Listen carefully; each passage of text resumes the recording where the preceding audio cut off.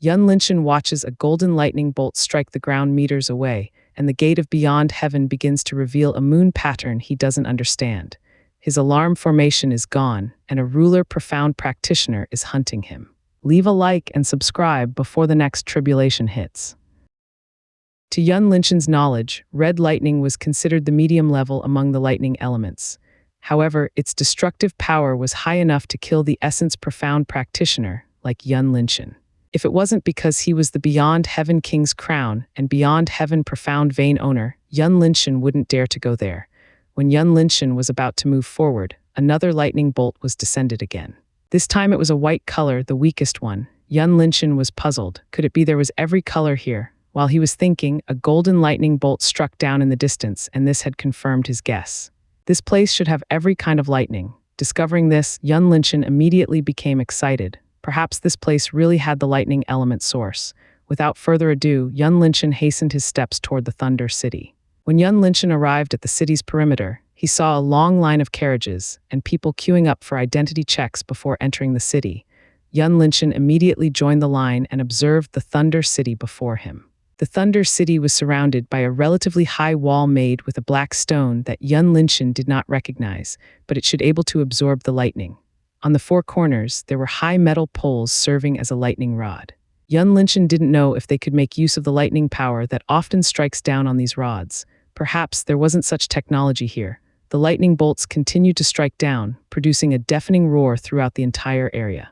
Yun Linshan wanted to listen to people's discussions, but simply couldn't do it because of this. In the end, he gave up and waited to enter the city. Because there were too many people waiting to enter the city, Yun Linshan had to wait for the whole day before his cue had arrived. Upon stepping into the area in front of the gigantic gate, he discovered the thunder sound had wholly vanished. Only then did he see a sound isolation formation. Name, a male guard in silver armor asked. Yizu, Yun Linshan continued to use his fake name for his safety. The guard carved Yun Linshan's name onto a small rectangle silver plate and handed it to Yun Linshan. This is your token. You have to show this whenever you want to do a transaction here. If you lose it, you have to contact the Thunder Association House. Yun Linshan grabbed the silver rectangle plate with the words Yizu on Roman 2 and looked at it briefly before asking. Brother, where can I find the city map? The guard seemed to be fed up with this kind of question as he replied lazily. You can go to any miscellaneous store. Next. The guard waved his hand and Yun Linshan immediately entered the city. He thought Thunder City would be different from other cities, but it was actually not much different. The streets were spacious enough to let carriages pass by each other with no problem and still had considered space for pedestrians. When Yun Linshan stepped on the streets, he felt the material on the ground was quite spongy, resembling a rubber. Clearly, this was designed to deal with the electricity from lightning. He looked around the place and discovered the buildings here weren't that high, as the highest one was only 4-story. It was built like this to avoid the thunder strike. As for the building's appearance, it was still the ancient Chinese style. This made Yun Linshan curious whether there was any innovative architect out there, because this style was too outdated in his opinion. Walking through the bustling streets, Yun Linshan saw a miscellaneous store and went to get the city map along with the city's general information. When he came out, he had roughly understood the city's overall situation. The Thunder City was built under the supervision of the Frozen Cloud Palace after the Thunder Valley had appeared. It was served as the frontal battleground in case there was an unexpected event occurred within the Thunder Valley. The current city lord was the patriarch of the Fu clan, Fu Tiangang. He was selected by the Frozen Moon Palace to supervise this Thunder City. During his 50 years in the position, Fu Tiangang never made an error or any crime. He was described as an upright person. With this trait, he gained a lot of respect from the citizens. Besides the Fu clan, there were 3 other clans, namely Ming, Ding, and Zhang. Their influences were not inferior to the Fu clan, as major businesses within the city were controlled by them. Without a doubt, their ultimate goal was to become the city lord. Unfortunately, Fu Tiangang's throne was unshakable. With him in the position, these 3 clans could only swallow their ambitions, waiting for the right timing to strike down. After knowing this information, Yun Linshan shook his head inwardly. Whether it was a small place like the Heavenly Fortune Nation or this Thunder City, the internal power structure was all the same. He found it was boring. He would face the power struggle wherever he went, and if he wanted to change this, he also needed to join the struggle and become the winner, who stood above everyone first. Yun Linshan looked at the map and chose the inn he was going to stay in tonight. This inn was called Blue Moon, one of the most famous inns in Thunder City. He chose this place because it was operated directly by the Frozen Moon Palace. With Han Bingling's personal token, he didn't need to fear whether he would get into trouble. Just as Yun Linshan was about to move, he suddenly saw a familiar figure in the distance. When that person turned slightly, he immediately recognized Qi Yuanfeng. Yun Linshan didn't expect he would encounter his old enemy here. Who would have thought the Heavenly Fortune Nation's crown prince would appear here? Of course, Yun Linshan wouldn't court death, letting Qi Yuanfeng see him. He immediately blended into the crowd, heading toward the Blue Moon Inn. When Yun Linshan went away, Qi Yuanfeng seemed to perceive someone watching him and quickly turned his head to look at Yun Linshan's original position. After discovering nothing, he shook his head slightly and walked away with his subordinates. Yun Linshan moved along the streets with caution while thinking about Qi Yuanfeng's purpose in coming here. With Qi Yuanfeng's age, certainly, he wasn't going to apply for the Sky Throne Profound Academy. As far as Yun Linshan knew, there wasn't anyone in the Qi royal clan qualified for the academy's assessment. Then why did he come here? Perhaps he is a part of a sect around here. Several questions appeared in Yun Linshan's mind. He didn't have much information about Qi Yuanfeng. Hence, he could only guess randomly first and plan to find out later. A while later, Yun Linshan arrived in front of a simple yet magnificent 4-story building. This building was no other than the Blue Moon Inn. Looking through the side window, Yun Linshan saw the reception area was crowded with customers. All of them were dressed in premium clothes, reflecting their status. With this amount of people, without a doubt, there wasn't a room left for Yun Linshan. Thinking of this, Yun Linshan touched his chin, pondering whether he should go to other inns. However, with the high number of people entering the city recently, he doubted there was a vacant room for him in other inns. It was true that Yun Linshan could show Han Bingling's personal token to the receptionist to get a room, but he didn't want to be the center of attraction. He knew once he showed the token, the inn would definitely notify the city lord, and that would limit his freedom. Little brother, just as Yun Linshan was thinking, he heard a familiar voice rang out from behind. When he turned around, he immediately saw the coachman, who asked him the way days ago. "It's really you," the coachman chuckled and approached Yun Linshan.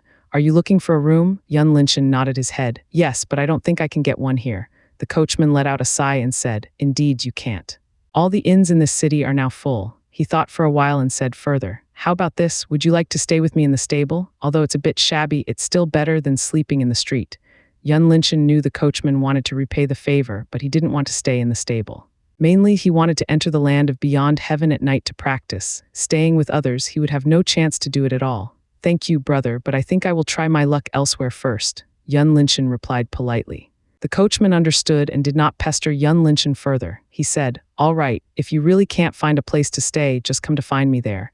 He then pointed at a stable behind the Blue Moon Inn. Yun Linshan nodded his head and prepared to leave. Just as he was about to move, he saw a young girl in a blue robe walked toward him and the coachman with a smile. This young girl was no other than the girl that secretly watched Yun Linshan from the carriage back then. Young miss, seeing the girl, the coachman immediately greeted her with respect. The young girl looked at Yun Linshan briefly and turned to ask the coachman, "What's the problem?" The coachman explained, "It's like this, young miss, this little brother is the one who gave us the map. Right now, he doesn't have a place to stay, and I invited him to stay with me, but he is going to look elsewhere first." The young girl turned to Yun Linshan and said politely, "It turns out to be our benefactor. Thank you, young master, for giving us the map back then. Otherwise, we would have been lost in our way by now." Suddenly, she thought of something and smiled apologetically. "Look at my brain, I forgot to introduce myself first. My name is Lan Shuiying from the Lan clan of the Blue Sea Nation. May I know young master's name?" Listening to her, Yun Linshan immediately understood she was the master of the coachman. The young girl was roughly 16 years old with strength at the 4th level of Spirit Profound Realm. Judging by her age and strength, she was undoubtedly a top talented individual. Yun Linshan smiled faintly as he replied, "My name is Yi Zhu from the Skyfall Nation." "Young Master Yi," Lan Shuiying said softly, "since young Master Yi is looking for a place to stay, if you don't mind, would you like to stay with us? I have a vacant side room there." "This is not appropriate, right?" Yun Linshan said. He wasn't being a hypocrite, but wanting her to reconsider. After all, she didn't know him well enough, and the same went for Yun Linshan. However, if she was truly fine with it, he wouldn't mind accepting her invitation. In this way, he would have another cover layer. Lan Shuiying smiled gently and said, "There is nothing inappropriate. You are our benefactor after all." Yun Linshan nodded. "Then I'll have to trouble Miss Lan." Lan Shuiying was satisfied with Yun Linshan's answer and led him into the Blue Moon Inn. The interior of the inn was decorated with simple light blue furniture. The frozen moon palace's symbol could be seen on the wall, serving as a warning sign to those who want to cause a problem. On the ground laid smooth white marble, looking extremely comfortable whenever seeing it. Sometimes, Yun Linshan wondered why the marble in this world seemed abnormally abundant, as he always saw everyone using it.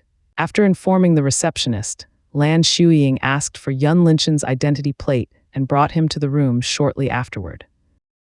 Here is young Master Yi's room. If young Master Yi wants something, you can contact the reception directly, Lan Shuiying said after arriving at the side room. Yun Linshan glanced at the spacious room and said, "Thank you, Miss Lan." Lan Shuiying smiled faintly and said, "Young Master, you don't have to be polite. This is what you deserve." She paused for a second and continued, "Also, please call me by my name directly." Yun Linshan responded, "Then I'll call you Sister Lan and you can call my name too," Lan Shuiying said sweetly. "All right, Brother Yi, if you don't mind, I would like to invite you for dinner." "What does Brother Yi think?" Yun Linshan thought for a moment and accepted her invitation readily. "It's good." Lan Shuiying smiled with satisfaction and said, "Then I'll take my leave first. I'll notify Brother Yi when the time comes." "Understood." Yun Linshan nodded and sent Lan Shuiying away. The first thing Yun Linshan did was to check the formation around the room. Surprisingly, he discovered the isolation formation here was actually the Saint Level 1. Yun Linshan's current knowledge was not enough to modify it, but he still roughly understood the principle behind this formation. After carefully checking there wasn't a spy function within the formation, Yun Linshan could put his heart at ease and went to bed, preparing to practice. Holding profound stone, Yun Linshan calmly absorbing profound energy within it while pondering his next move. Qi Yuanfeng's appearance was undoubtedly interrupted his original plan. Now, he could not guarantee whether he would be seen by Qi Yuanfeng when he went out to find information. Maybe I can use this Lan Shuiying to gather information for me, Yun Linshan thought and felt it was feasible. After making a decision, Yun Linshan was immersed in the practice. In another room, Lan Shuiying sat across Lan Ning, pouring a cup of tea for both of them while humming happily. "Why are you in such a good mood? Did you encounter something behind my back?" Lan Ning was curious upon seeing her niece's current appearance. Lan Shuiying laughed slightly as she replied, "Yes, Auntie Lan, I met someone." "Oh, who could it be?" Lan Ning was surprised slightly. How could encounter someone make Lan Shuiying become a good mood? Besides, she shouldn't know anyone here. Lan Shuiying smiled mysteriously. "Why don't you guess, Auntie Lan?" Lan Ning chuckled. "You girl, don't tease Auntie anymore, just tell me already." Lan Shuiying didn't continue to hide further. "It's the young man who helped us back then. His name is Yizu. He is staying in the side room right now."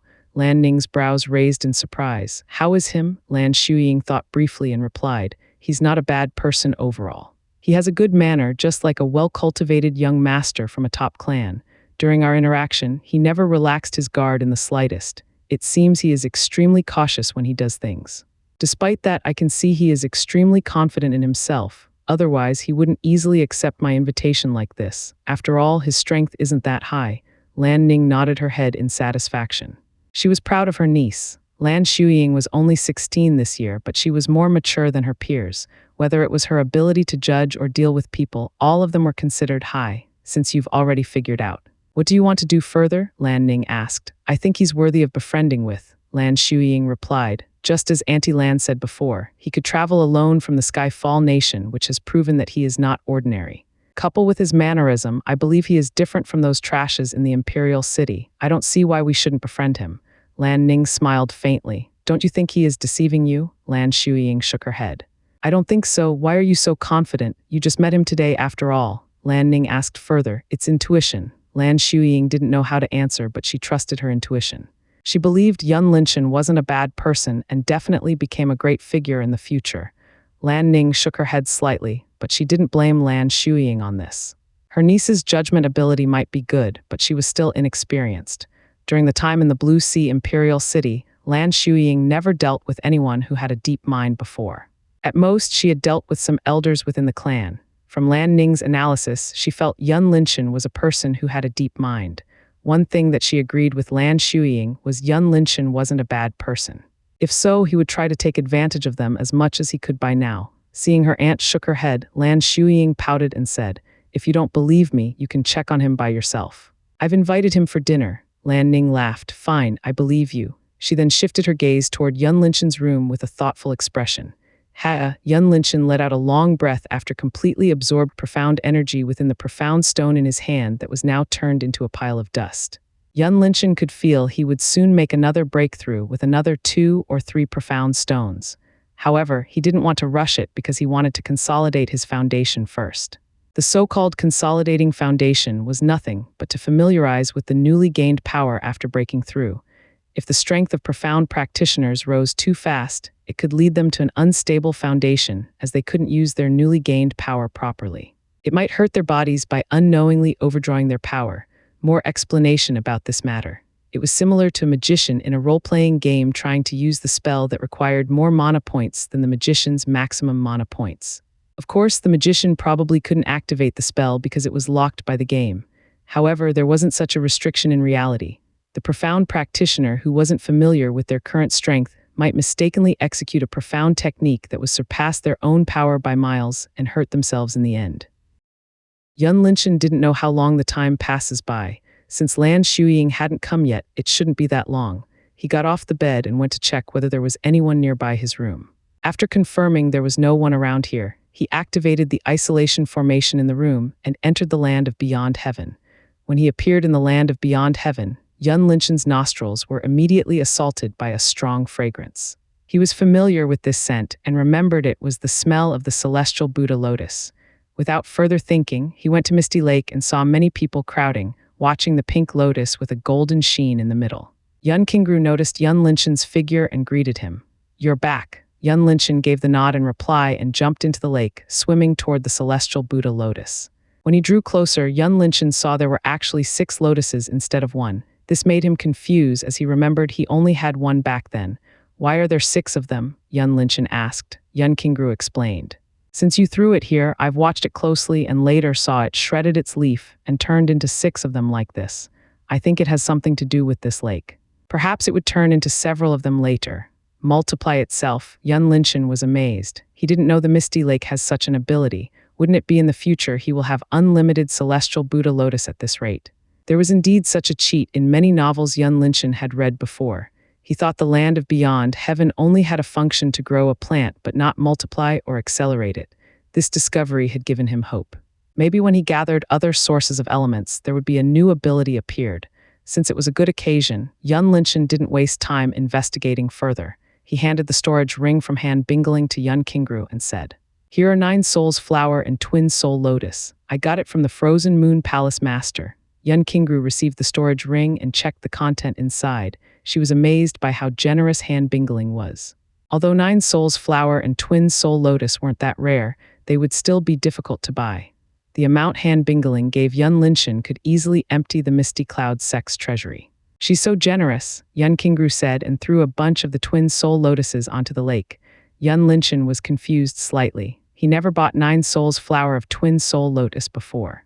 Hence, he didn't know the exact value of them. He only thought that Han Bingling was standing at the top of the food chain. Giving him these things was nothing. That was why he felt nothing when seeing the content inside the ring for the first time. "We can use some of them to make a pill first and test whether it can help us break through. Then we will leave some of them here and see if they can be multiplied like the celestial Buddha lotus," Yun Linshan suggested. Yun Qingru agreed readily. "I will go concoct the pill first. You should go check Sister Xianxia." She left the lake afterward. Yun Linshan climbed onto the shore and headed to the villa to change his clothes. When he walked into the living room, Yun Linshan saw Yun Xianxia was reading the Italian cuisine book with a serious expression, as though she was cracking some ancient runes. "What are you reading?" Yun Linshan greeted and sat opposite her. Yun Xianxia was taken aback for a second and raised her head to see Yun Linshan. With a surprise, she said, "Did you just come back?" "Yes." "How is the situation here?" Yun Linshan responded. Yun Xianxia closed the book and replied, "Since everyone cannot break through, we are currently practicing the movement and offensive profound arts instead. When the battle platform is complete, I will organize a competition to keep everyone motivated." "Good idea." Yun Linshan supported Yun Xianxia's idea. He was too busy with the outside world's matters and did not have time to take care of everyone properly. He was guilty a bit, but it couldn't be helped since he was the only one who could go out at the moment. "How's your side?" Yun Xianxia poured a cup of water for Yun Linshan. Yun Linshan drank a mouthful of water and began to tell Yun Xianxia his experiences during these few days. Upon hearing Qi Yunfeng's name, a killing intent flashed across Yun Xianxia's eyes as she asked, "Did he see you?" Yun Linshan shook his head. He was pretty sure he had left before Qi Yunfeng could notice him. unless he was seen by Qi Yuanfeng's subordinates that he wasn't aware of. I think you shouldn't go out for the time being, it's too dangerous, said Yun Kaiangsu. As much as she wanted to kill Qi Yuanfeng, she knew her current strength was not enough. Yun Linchen disagreed. I need to go out. Don't worry, if something really happened, I can use Han Bingling's token. Besides, it's not that I will gather information myself. Someone will do it for me. Yun Kaiangsu frowned. She was dissatisfied when Yun Linchen mentioned Han Bingling. She didn't want him to rely on Han Bingling too much. It was true that she was jealous, but she also worried Han Bingling might have an ulterior motive on Yun Linchen. Yun Linchen was well aware of her worry. He grabbed her hand and said, "Trust me, she couldn't do anything to me. After the Thunder Valley's trip, I will stay here with you." Yun Kaiangsu believed Yun Linchen could take care of his safety, but the worry within her heart hadn't decreased in the slightest. She looked at him for a long time before sighing. "Fine, don't push yourself too hard. If you really can't go further, just come back here." Yun Linchen replied. Linchen returned to the outside world and happened to hear a knocking sound on the door. He went to open and was immediately greeted by Lan Shuiying. "Brother Yi, I've already booked a private room on the 4th floor. Shall we head there now?" With the private room, the chance of being seen by Qi Yuanfeng would reduce significantly. Yun Linchen didn't think further and accepted Lan Shuiying's arrangement readily. "Let's go there." Lan Shuiying smiled and led Yun Linchen to the private box on the 4th floor. Along the way, Yun Linchen observed the surroundings and discovered several ruler profound practitioners among the crowd. In small places like Heavenly Fortune Nation, the ruler profound practitioner could be regarded as the top existence and could not be seen in public easily. However, Yun Linchen had actually met several of them, as though he encountered essence profound practitioners here. A moment later, Yun Linchen and Lan Shuiying arrived at a luxury-decorated room with exquisite ice lanterns on the wall. There was an ice table at the center of the room. Yun Linchen saw a middle-aged woman sat behind the table. Seeing her appearance was similar to Lan Shuiying, he guessed this woman should have a blood connection with the latter. "This is my aunt Lan Ning," Lan Shuiying introduced. "Auntie, this is Brother Yi Zhu I am talking about." Yun Linchen greeted politely. "Greetings, Senior Lan." Lan Ning seized Yun Linchen up and down and nodded with a smile. "Sit." Yun Linchen went to sit opposite Lan Ning, while Lan Shuiying sat on his right between them. "Serve the dishes," Lan Ning said softly, and 2 waitresses immediately entered the room with various dishes. "I heard you come from the Skyfall Nation. I wonder if you have something with the Yi clan of the Imperial City?" Lan Ning asked after all the dishes were placed on the table. Yun Linchen had prepared for this question since he met Lan Ning. He shook his head and said, "I have nothing to do with the Yi clan there." Lan Ning smiled faintly. "I thought you were one of Yi Wenhai's descendants." "He is my junior brother." Yun Linchen heaved a sigh of relief inwardly. Thankfully, he didn't lie to her. "I come from a small town not worth mentioning." Lan Ning observed Yun Linchen's expression for all this time and believed he didn't lie to her. She asked further, "I'm curious, how did you manage to get past the Spring Wind Nation? After all, there is a profound beast tied there." Yun Linchen's expression suddenly turned sad and said, "It was my master who protected me." Hearing this, Lan Ning and Lan Shuiying glanced at each other and said nothing. Since Yun Linchen's master was nowhere to be seen, it meant he didn't make it. Lan Ning's heart was softened slightly as she comforted. "You have a good master." Yun Linchen took a deep breath and a trace of hatred appeared on his face. "My master is a ruler profound practitioner. Those profound beasts can't do anything to him. However, who would have thought there is a despicable bastard to take advantage of my master when he fought with the twin horns heaven profound beast? In the end, my master sent me away while he fought with the enemy to death." Before Lan Ning could say anything, Lan Shuiying immediately said with anger, "Who is that person, Brother Yi?" Lan Ning was silent while staring at Yun Linchen's face. She felt this matter was not simple as it appeared to be. Who knows whether what Yun Linchen said was true, but she believed the hatred on Yun Linchen's face was genuine.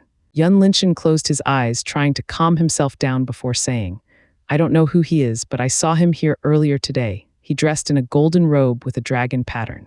I guess his status is now low." He paused for a moment, frowning as if he thought of something, and hurriedly said, "Right, I heard his subordinate called him Your Highness Crown Prince." Crown Prince? Lan Ning frowned slightly and pondering if there was a crown prince of some nations coming here today. "Auntie Lan, could this person be Crown Prince Qi?" Lan Shuiying said. She remembered the Crown Prince of the Heavenly Fortune Nation had arrived here yesterday. "Crown Prince Qi," Yun Linchen furrowed his brows.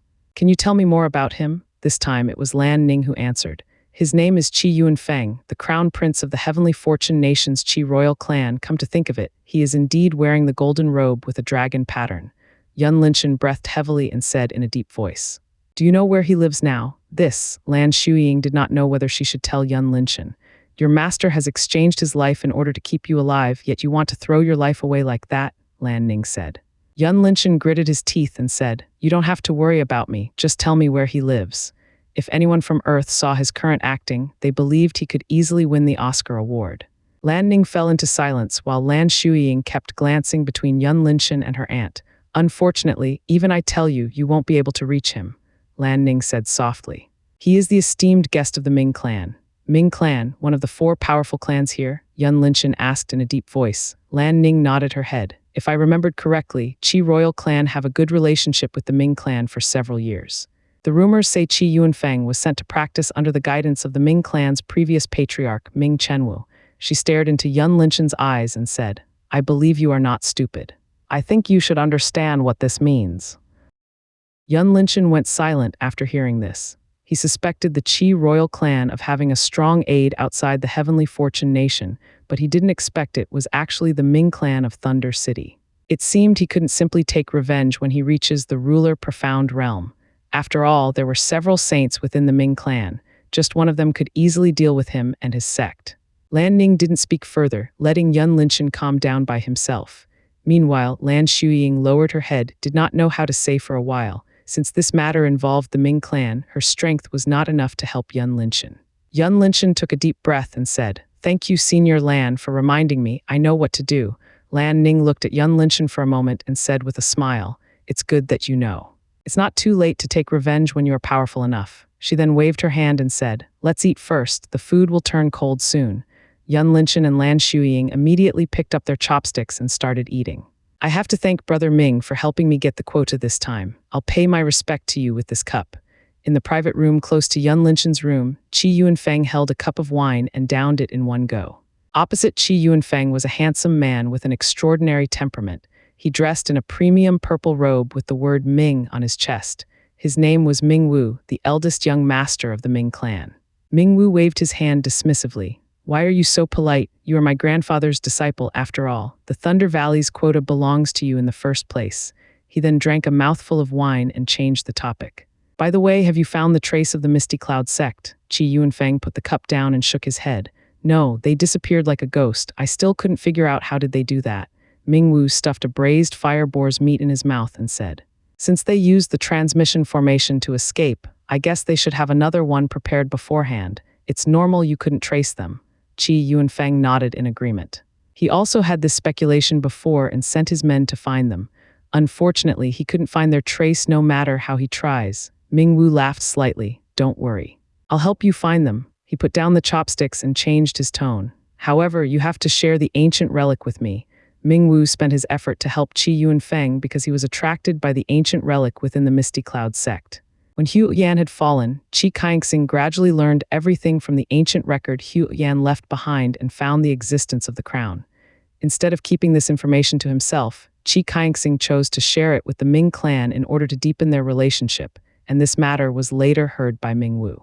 Qi Yunfeng had long known Ming Wu's intention to help him, but he felt it was a win-win situation. He drowned another cup and said, Naturally, Brother Ming. Seeing his goal was achieved, Ming Wu laughed heartily and urged Qi Yunfeng to eat more. Brother Ming, I heard that there will be a revered figure coming this time. Do you know who it is? Qi Yunfeng suddenly asked. He heard his subordinates talking about this before, but that time he didn't take it to heart. Ming Wu was surprised. You heard about it too. Well, this time the young master of Divine Thunder Palace has come. When you encounter him, don't anger him, understand? Just let him do what he wants. Young master of Divine Thunder Palace? Qi Yunfeng was amazed. Although he was the crown prince of his nation, his status was like a speck of dust, not worth mention in front of the 9 palaces. He then nodded his head. Don't worry, Brother Ming, I'm not stupid enough to provoke such an existence. With him coming, I don't think you will get anything much from the Thunder Valley, so put your hope high, Ming Wu advised. Qi Yunfeng smiled. What are you talking about, Brother Ming? I'm just curious about this wonderful place, that's all. Ming Wu looked at Qi Yunfeng and laughed slightly without saying anything further. He naturally didn't believe Qi Yunfeng simply wanted to gain experience, but he didn't expose it. Thank you for the meal, Sister Lan, Senior Lan. After the meal, Yun Linshan said politely. Lan Shuiying responded. This is what we should do, you don't have to be polite. She then changed the topic. Anyway, I don't know how long is Brother Yi going to stay here. Yun Linshan pondered briefly before replying. Before this, my master and I planned to visit the Thunder Valley, but now I don't know whether I should go, so I'll stay here for a period. Thunder Valley? Lan Ning frowned. It's not that I'm looking down on you, but with your current strength, going there is no different from throwing your life away. I advise you to forget about it. Yun Linshan accepted Lan Ning's advice with a smile. I know, Senior Lan. Talking about this, I heard there is a lofty figure from the Divine Thunder Palace arriving here yesterday. I think this person's goal is the Thunder Valley. Lan Ning suddenly recalled the news she heard recently. Divine Thunder Palace, Yun Linshan repeated with a surprise. Did Han Bingling already call for help? Seeing Yun Linshan was thinking of something, Lan Ning thought he never heard of the Divine Thunder Palace. She explained. Divine Thunder Palace is the existence stands on equal footing with Frozen Moon Palace of our northern continent. Everyone knows that the relationship between them is good, so they coming here is nothing to be surprised.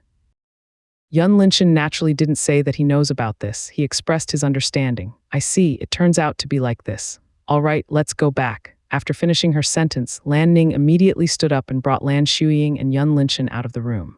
When the three of them went down the stair, Ming Wu and Qi Yuanfeng happened to come out of their room and happened to see Yun Linshan's group in the distance. Qi Yuanfeng saw the disappearing Yun Linshan's back and felt familiar, but he couldn't pinpoint the identity of this person. What's wrong? Ming Wu asked and turned in the stairs' direction. That seems to be Lan Ning. Brother Ming knows them, Qi Yuanfeng asked. Ming Wu nodded his head. They come from the Blue Sea Nation's Lan Royal clan. Blue Sea Nation, what about that man? Do you know him? Qi Yuanfeng was surprised, but he didn't think about it much. Instead, he wanted to know that man's identity. If it wasn't because of the rule of this blue moon in preventing him from using spiritual sense, he would check on the man by himself a long time ago. I never saw him before. What's wrong? I saw you staring at him for a good while now. Ming Wu felt strange. Could it be this guy like men? Thinking of this, he couldn't help but distance himself from Qi Yuanfeng. Qi Yuanfeng didn't think Ming Wu's action was anything strange, as his mind was occupied with Yun Linshan's figure. He then asked, Brother Ming, can you contact them?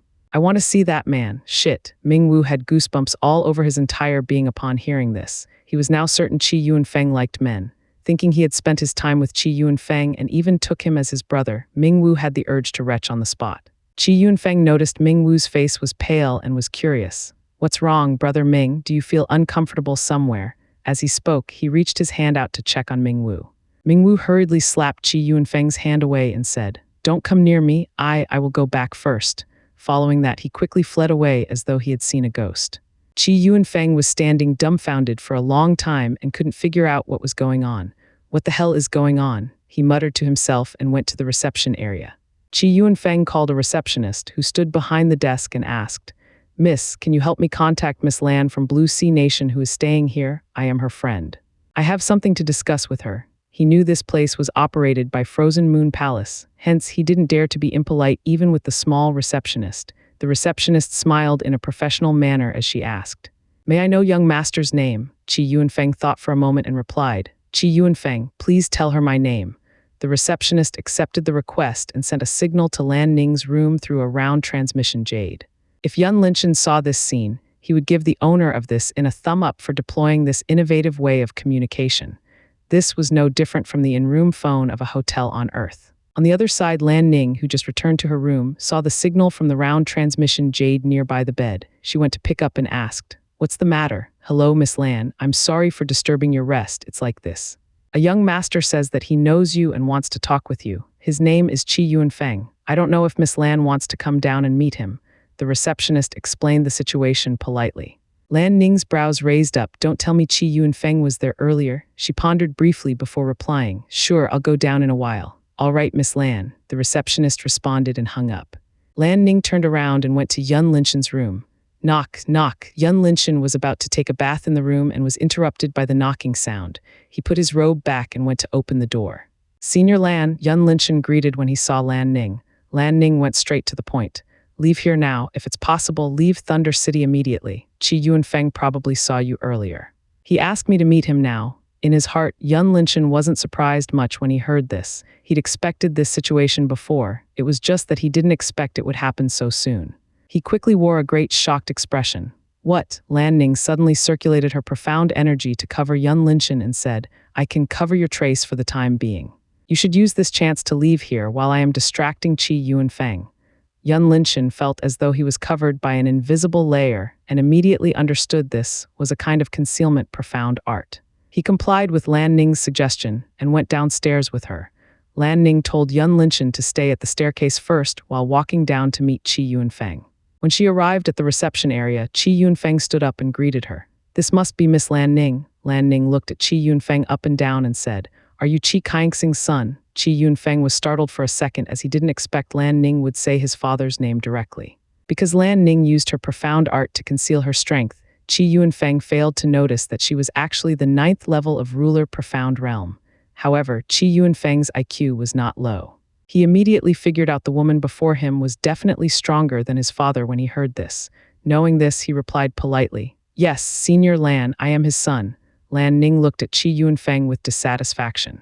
"I don't think we know each other. Why would you call me? Do you think because you have a good relationship with the Ming clan, you can call me whenever you want?" Qi Yunfeng trembled slightly under Lan Ning's pressure. He took a deep breath and said, "My apologies, Senior Lan. I didn't mean to be rude, but I happened to see an acquaintance walking with you earlier. I don't know if Senior Lan would allow me to meet him, so he saw it." Lan Ning thought. Her expression turned cold as she said, "Oh really? I didn't even know that my servant actually knows you." "Servant?" Qi Yunfeng frowned. Before Qi Yunfeng could say further, Lan Ning interrupted him. "You don't believe me?" Her words made Qi Yunfeng struggled immediately and did not know how to reply. He couldn't say that he didn't believe her, right? Lan Ning smiled coldly and said, "If you don't believe me, why don't you come with me and see?" She paused for a second and said, "However, if it turns out you didn't know him, I'll ask your father for an explanation." Qi Yunfeng's expression froze and reluctantly said, "Of course, I believe Senior Lan didn't lie to me. I will take my leave first. I hope Senior Lan would forgive me for wasting your precious time. I will definitely compensate you." Following that, he quickly slipped away under Lan Ning's gaze. Lan Ning looked at Qi Yunfeng's disappearing back for a while before turning around and went upstairs to meet Yun Linshan. "You can stay here for the time being. I think he won't dare to come here for a second time. However, if it's possible, you should leave this city," Lan Ning said after bringing Yun Linshan back to his room. Yun Linshan cupped his fists and said, "Thank you, Senior Lan, I owed you this time." Lan Ning waved her hand. "It's fine, you helped me before, I naturally have to repay." Her meaning was obvious. The debt of gratitude between Yun Linshan and her was clear now. Yun Linshan naturally understood this. He smiled and nodded. "I know what to do." Lan Ning said nothing further and left the room afterward. Yun Linshan went to lie on the bed and fell into deep thought. He didn't know what method Lan Ning used to scare Qi Yunfeng away, but he was certain Qi Yunfeng wouldn't give up easily. Now, he didn't have many choices in his hands. It was either he leaves this city or using Han Bingling's token to ask for help. However, whether which choice Yun Linshan chose in the end wasn't good for him. The first choice, he had to leave this city with an empty hand, and he had no idea about Thunder Valley. Going there without knowing anything was too dangerous. Even though he had plot armor with him, he wasn't necessarily safe all the time. As for the second choice, this would make Yun Linshan the center of attention of the powerhouses here. Unless he contacted Han Bingling directly and asked her for help. However, this would make him owe her, which he didn't wish for. Yun Linshan had a headache at this moment. He knew that he was too rushed to come here while his strength was too low, but he felt it was worth it if this Thunder Valley really had the lightning element source. By absorbing it, his strength would definitely soar by leaps and bounds, just like when he first absorbed the sun back then. This was clearly a high-risk, high-return. After weighing the pros and cons for a long time, Yun Linshan took the transmission jade out, preparing to contact Han Bingling. However, before he could send a signal, the transmission jade suddenly trembled and glowed in blue light, indicating Han Bingling had contacted him. "Little brother, are you staying at the Blue Moon Inn right now?" Han Bingling's lazy voice rang out from the other side. Yun Linshan immediately got up with a frown on his face. How did she know he was here? "Oh, don't worry, I didn't track you on purpose. It was my people who saw you and told me about this." Han Bingling seemed to know his thoughts and explained. "Your people, how did they know me?" Yun Linshan asked. "So, you are really there?" "Well, I have sent your profile to my trusted people in case you have encountered something, and they can help you in time," Han Bingling replied. Han Bingling knew this might anger Yun Linshan, but she needed to do this in order to protect him. Right now, in her opinion, Yun Linshan was one of the keys to fight the Poison Valley. She couldn't afford to lose him. Yun Linshan could roughly guess her intention, but he was still dissatisfied. After all, no one liked being stared at by someone all the time. "You've replied to me so timely. I guess you were about to contact me earlier, right? Say, is there anything you want this sister to help you with?" Or do you want this sister to go to your place now so that we can have a deep conversation at night? Han Bingling said playfully. Yun Linshan was immune to her seductive plays already. He thought for a moment before replying. I indeed need your help right now. I want to enter Thunder Valley. Can you give me more detailed information? The one you gave me last time is not enough. Yun Linshan recalled the information within the jade slip that Han Bingling gave him. It was too vague, as though she deliberately hiding some parts from him. He also decided not to tell Han Bingling about Qi Yunfeng. Otherwise, she could trace back and discover he was someone from the Misty Cloud sect. On the other side, Han Bingling frowned slightly. She gave him general information last time to prevent him from going there, but she didn't expect Yun Linshan to still insist on going. Since Han Bingling couldn't prevent Yun Linshan from entering the place, she might as well tell him everything he needed to know. To enter the Thunder Valley, you need a special item called Thunder Crystal. Each year, Thunder Crystal would appear at the entrance of Thunder Valley in totally 50 pieces. This means only 50 people could enter at the same time. Right now, all the quotas are already distributed, Han Bingling explained. Thunder Crystal, Yun Linshan's brows involuntarily creased together. He didn't expect there was such a restriction. With this, he certainly had no chance to enter Thunder Valley. Han Bingling knew Yun Linshan's thoughts, she said. If you really want to go there, I can give you one. However, I still advise you to continue your practice obediently. It is too dangerous to go there with your strength. Hearing this, Yun Linshan didn't become elate, but rather frowned deeper. Even he got the Thunder Crystal, he still had another problem. He asked, do I have to enter at the same time with others? I know what you are thinking, but unfortunately, you have to enter with the rest because the entrance would open for 10 minutes only. If you missed this chance, you would have to wait until next year, Han Bingling responded. She understood Yun Linshan wanted to be low-key, but in this case, there were no other choices for him but to expose himself to the public if he genuinely wanted to enter Thunder Valley. Yun Linshan went silent. This was the worst situation for him. No matter how he did, he would have to show himself in public, and naturally, with Han Bingling gave him an exception, everyone would pay attention to him. While Yun Linshan was thinking, Han Bingling said further, why don't you beg this sister to help you? I have a way to let you enter without being noticed by everyone. Yun Linshan was surprised and asked, which way? Beg me first and I will tell you, Han Bingling said playfully. Then forget it. Yun Linshan didn't want to play her games and decided to give up his plan on entering Thunder Valley. Han Bingling clicked her tongue in dissatisfaction. Tusk, you little boy is not funny at all. She curled her lips and said, that's good, be a good boy staying there and practice obediently. This sister will give you a reward when you reach the spirit profound realm. Since there was nothing to talk about, Yun Linshan prepared to throw the transmission jade into his ring. However, Han Bingling suddenly said, I've already deployed my people at the Grand Transmission Formation, as you said. You know what? We actually caught a big fish there. It turns out they are living under my nose for all this time. Yun Linshan held the transmission jade for a while and replied, what about the moles in your palace? Wouldn't this startle them? Han Bingling said confidently, it's not a problem. She didn't suspect that I already know her existence, so you know the identity of this mole already. Well, that's good, Yun Linshan replied plainly. It would be a problem if she didn't know who this mole was. Is there anything else? I want to sleep now. Aya, why are you chasing this sister away again? Is this sister not beautiful enough? Han Bingling said pitifully. Yun Linshan simply threw the transmission jade into his ring and lay down on the bed, thinking of his next move. Since he could not go to Thunder Valley now, he should leave this place and find a secluded spot to continue his practice. Maybe next year he could come back again. Thinking of this, Yun Linshan made a decision to leave Thunder City tomorrow morning. While Yun Linshan was about to sleep on the moon shifting, Han Bingling looked at the transmission jade in her hand and pouted in dissatisfaction. This bastard actually ignored her. She decided to clean him up when they met again. Suddenly, Han Mayu appeared beside her and reported, Master, young Master Lei sent you a dinner invitation.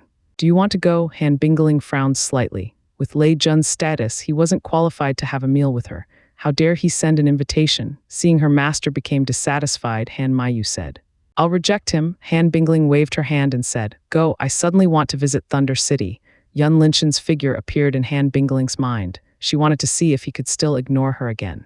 Han Mayu bowed her head slightly. Understood. She disappeared from the spot afterward. Silence descended on the room. Han Bingling looked to the outside through the window, pondering on something.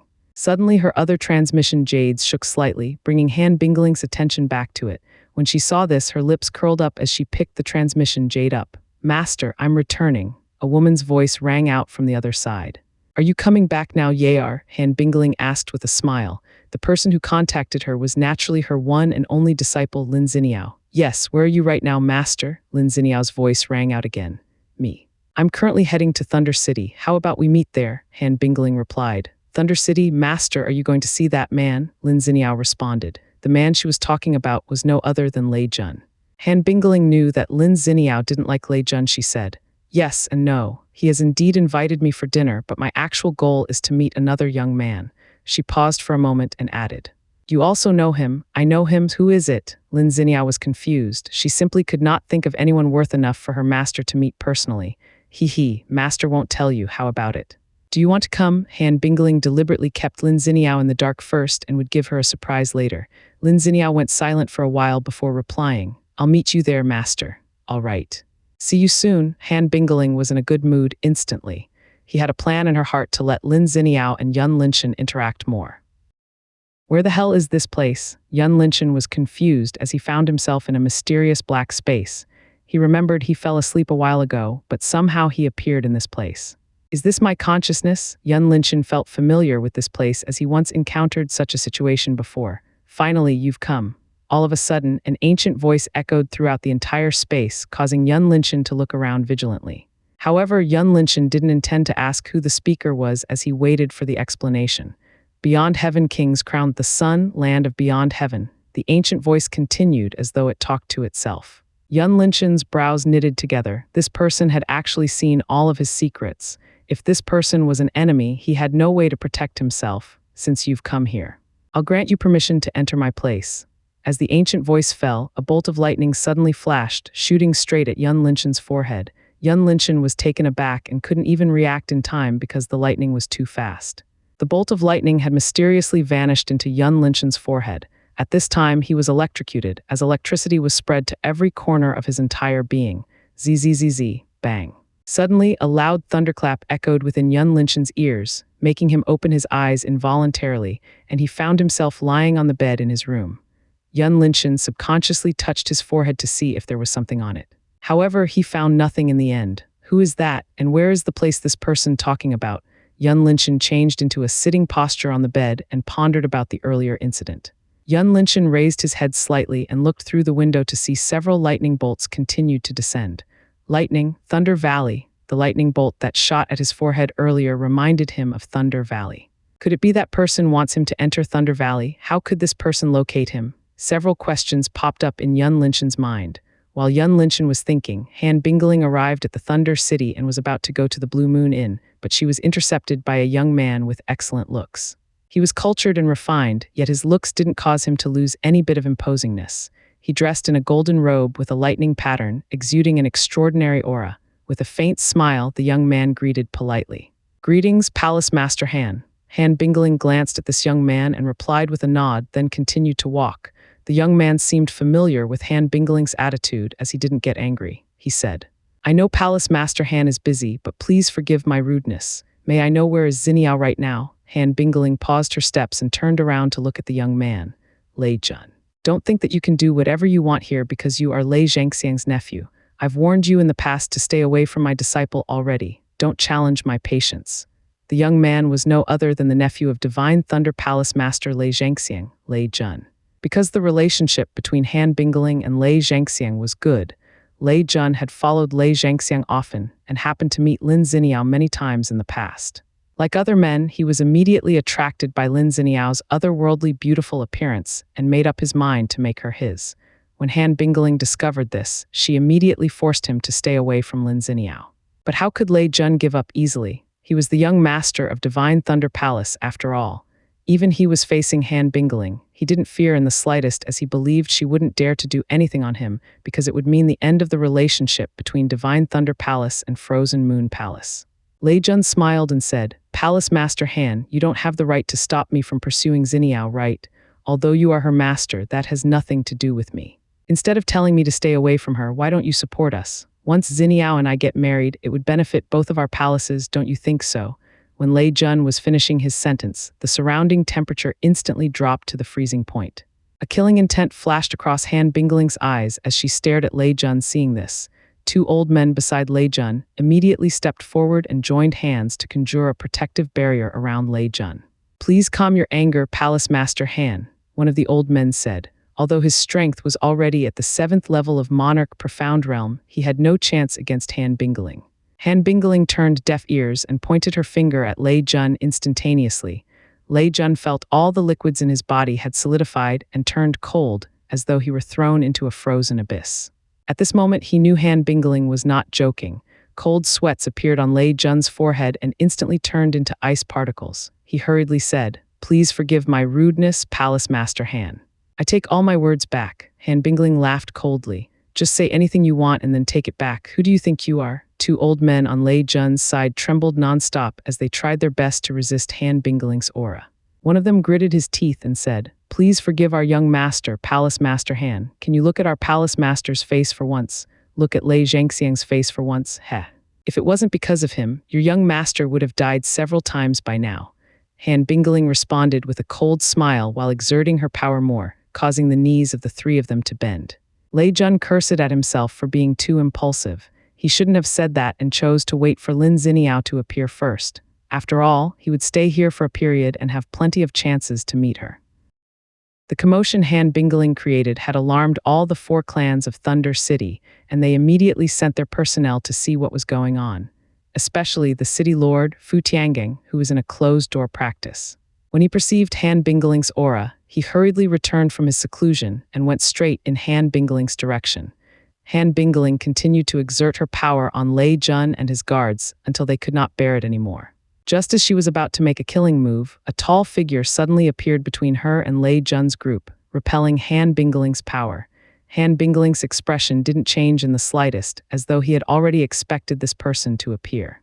She retracted her finger and said, "Lei Zhu." The tall figure in a white robe was the Thunder Guard's leader, Lei Zhu. The rumor said that his strength was only second to Lei Zhangxiang. From his action to dispel Han Bingling's power earlier, it seemed to the rumor was true. Lei Zhu's appearance was similar to a young man in his early 20s, which proved his vitality was extremely vigorous. His face was cold as if he didn't have any emotion. He glanced at Lei Jun to check him up briefly and then turned to Han Bingling. "Please forgive him this time, Palace Master Han." Han Bingling and Lei Zhu looked at each other for a while before Han Bingling smiled faintly. "Since you were the one who said this, I'll forgive him this time." She paused for a moment and stared at Lei Jun. "This will be the last time. I can't guarantee he would survive next time." Lei Zhu nodded and said, "Please give my Thunder Guard an instruction." Han Bingling was accustomed to Lei Zhu's cold demeanor. She didn't feel anything wrong when he asked her for instruction directly. "Thunder Valley is about to open. Your Thunder Guard has nothing to do here. I'll send your team to this place," Han Bingling said and threw a jade slip to Lei Zhu. Lei Zhu grabbed the jade slip and read its content before crushing the jade slip into powders and brought Lei Jun away under Han Bingling's cold gaze. "Thank you, Uncle Zhu," Lei Jun said gratefully. If Lei Zhu did not appear, he was certain his life would end here today. Lei Zhu glanced at him and said, "You should not provoke her." Lei Jun nodded and asked hesitantly, "She is weaker than Uncle Zhu, right?" Lei Zhu was expressionless as he replied, "You need to cultivate your mind more. With your current mindset, you will definitely die when facing an enemy with a deep mind." Lei Jun wasn't an idiot. He immediately understood that he had underestimated Han Bingling. It seemed she wasn't any inferior to Lei Zhu. He went silent and followed Lei Zhu to his residence. After seeing Lei Zhu's group went away, Han Bingling turned around and prepared to visit Blue Moon Inn. However, before she could move, Fu Tiangang suddenly appeared before her with his head lowered. "I've seen Palace Master Han," Fu Tiangang greeted respectfully. Looking at the old man in front of her, Han Bingling said softly, "You've worked hard during this time." Fu Tiangang straightened his body and replied modestly, "This is nothing when compared with Palace Master Han. This old man is only playing a city guard role. Meanwhile, Palace Master Han has to shoulder the entire northern continent." Han Bingling smiled faintly and then swept her gaze on the people who were lurking around here. "Why are you guys still lurking like a rat?" As her voice fell, several figures appeared at the end of the streets and hurriedly went to kneel in front of Han Bingling. "We have seen Palace Master Han. Where are your masters?" "Why don't they come?" Fu Tiangang frowned when he saw these people. All of them were errand boys from the other 3 clans. This was clearly disrespecting Han Bingling by sending them here. Everyone who knelt on the ground shuddered upon hearing this. They could perceive a trace of fury in Fu Tianggang's voice. At this moment, they cursed their own masters for sending them here. Who would have thought the one who caused the commotion turned to be the frozen moon palace master? Are you muted? Fu Tiangang scolded while releasing his second-level monarch profound realm's aura. The group of men was hurriedly answered in unison. Our masters are in seclusion right now. Please spare us, city lord. A strange light flashed across Han Bingling's eyes and her lips curled up into a charming smile. She waved her hand and said, "Go back." The group of men heaved a sigh of relief upon hearing this. They quickly kowtowed at Han Bingling and fled away. Han Bingling turned to Fu Tiangang and asked, "How's the situation here?" Fu Tiangang checked the surroundings and said, "Shall we find other places, Palace Master Han?" Han Bingling thought for a moment and then sighed softly. "It seems I have to let that bastard live for a while." Fu Tiangang looked at Han Bingling in confusion. Who was she talking about? "Let's go." Han Bingling waved her hand and both of them instantly vanished from the spot. Meanwhile, Yun Linshan had finally decided to visit Thunder Valley after pondering for a long time. He didn't know whether he could enter Thunder Valley right away before the entrance was opened, but he wanted to give it a try. Yun Linshan went to see Lan Shuiying and Lan Ning. "Sister Lan, Senior Lan, I am going to leave the city now. Thank you for your help during this period." Lan Shuiying was surprised and asked, "Why are you leaving so soon?" Yesterday, when she returned to her room, she went straight to the bed and slept soundly, without knowing Qi Yuanfeng's incident. Yun Linshan glanced at Lan Ning and understood she didn't tell Lan Shuiying about it. He smiled, "I can't practice by staying here. I wish Sister Lan good luck on the Academy's assessment." Lan Shuiying reluctantly said, "All right, I wish Brother Yun good luck on your journey." She wanted to deepen the relationship with Yun Linshan further, but it seemed fate was not allowed. "Thank you," Yun Linshan replied with a smile. "I'll send you," Lan Ning suddenly said. Yun Linshan understood she wanted to help him check whether Qi Yuanfeng's men were at the entrance. He looked at Lan Ning with gratitude as he said, "Thank you, Senior Lan." Lan Shuiying looked at her aunt and Yun Linshan in confusion. She felt these two were hiding something from her, but she didn't ask and followed them out. Lan Ning, once again, used her power to conceal Yun Linshan's body before sending him out of Blue Moon Inn. When she stepped out of the inn, her spiritual sense immediately spread out like a spider web to search for Qi Yuanfeng's men. However, she didn't find anyone's suspicion around here in the end. "You have 20 minutes to get out of the city. I hope you will cherish your life," Lan Ning said softly. Yun Linshan nodded his head, turning around and disappeared from the streets under Lan Ning and Lan Shuiying's gaze. "What happened, Auntie Lan?" Lan Shuiying couldn't help but ask. Lan Ning looked around again before answering. "He was discovered by Qi Yuanfeng." Lan Shuiying's eyes widened open while using her hand to cover her mouth. After recovering from the shock, she said worriedly, "Will he be okay?" Lan Ning stared at the spot Yun Linshan had disappeared and said, "Do you think what he said is true?" Lan Shuiying tilted her head to look at her aunt and said, "Auntie means he lied to us." Lan Ning didn't agree or deny Lan Shuiying's guess. Instead, she said, "He's not weak as you think." Afterward, she turned around and returned to her room, leaving Lan Shuiying to stand dumbly on the spot. At the Southern Thunder City entrance, a young woman with a white rabbit on her shoulder walked through the gate and looked around for the direction. This woman was naturally Lin Xiniao, who just arrived at Thunder City earlier. Master should go to the Blue Moon Inn. Lin Xiniao thought and went straight in the Blue Moon Inn's direction. At the same time, Yun Linshan heading toward the southern entrance coincidentally walked past Lin Xiniao. However, because the street was too large and the two were separated by passerby carriages and crowds, they did not notice each other. The moment two passed each other, Mumu that slept soundly on Lin Xiniao's shoulder suddenly opened its eyes and looked at Yun Linshan in the distance. Its ears immediately perked up and hurriedly jumped down from Lin Xiniao's shoulder before rushing at Yun Linshan. Mumu, Lin Xiniao was taken aback for a second. Usually, Mumu was obedient and rarely left her. She didn't expect it to suddenly rush to a place without telling her like this. Yun Linshan always raised his vigilance since he appeared on the street. All of a sudden, he perceived an object shot toward him at lightning speed, and he instinctively avoided it. However, the incoming object's speed was beyond Yun Linshan's reaction, as he could not dodge it, and this object immediately landed on his shoulder. Just as Yun Linshan was about to use his profound energy to blast this foreign object away, he immediately recognized it was the rabbit. More precisely, it was Mumu. "Mumu," Yun Linshan asked in surprise and looked around to see Lin Xiniao. Mumu let out a low cry while staring at Yun Linshan as though he wanted to tell him it was missing him. Yun Linshan hadn't found Lin Xiniao yet. He turned to Mumu and stroked its fluffy head with a smile. "Do you miss me?" Surprisingly, Mumu nodded its head vigorously for fearing Yun Linshan didn't understand it. Yun Linshan chuckled, "Do you miss me or you miss my food?" Last time, Yun Linshan could see Mumu was a foodie and was quite gluttonous, similar to Prince Little Flame he met in the Blazing Sun mythical realm back then. "It's you," exclaimed Lin Ziniao as she found Yun Linchen and Mumu. At the same time, she suddenly remembered she didn't know this man's name. Yun Linchen responded, "We've met again, Miss Lin." "Yes," Lin Ziniao nodded in reply and looked at Mumu, who kept staring at Yun Linchen, completely ignored her. Yun Linchen continued to pet Mumu and asked, "What are you doing here?" "I come to find my master," Lin Ziniao replied shortly. "Your master?" Yun Linchen's expression changed slightly. "Shit, I need to get out of here now," he thought. "All right, go ahead, I'll leave first." Yun Linchen quickly cut the conversation and prepared to leave. However, Mumu was unwilling to get off of his shoulder, rendering him helpless. "Ugh, can you go back to your master?" Yun Linchen told Mumu. Mumu blinked its big eyes cutely and then shook its head while tightening its grip on Yun Linchen's shoulder.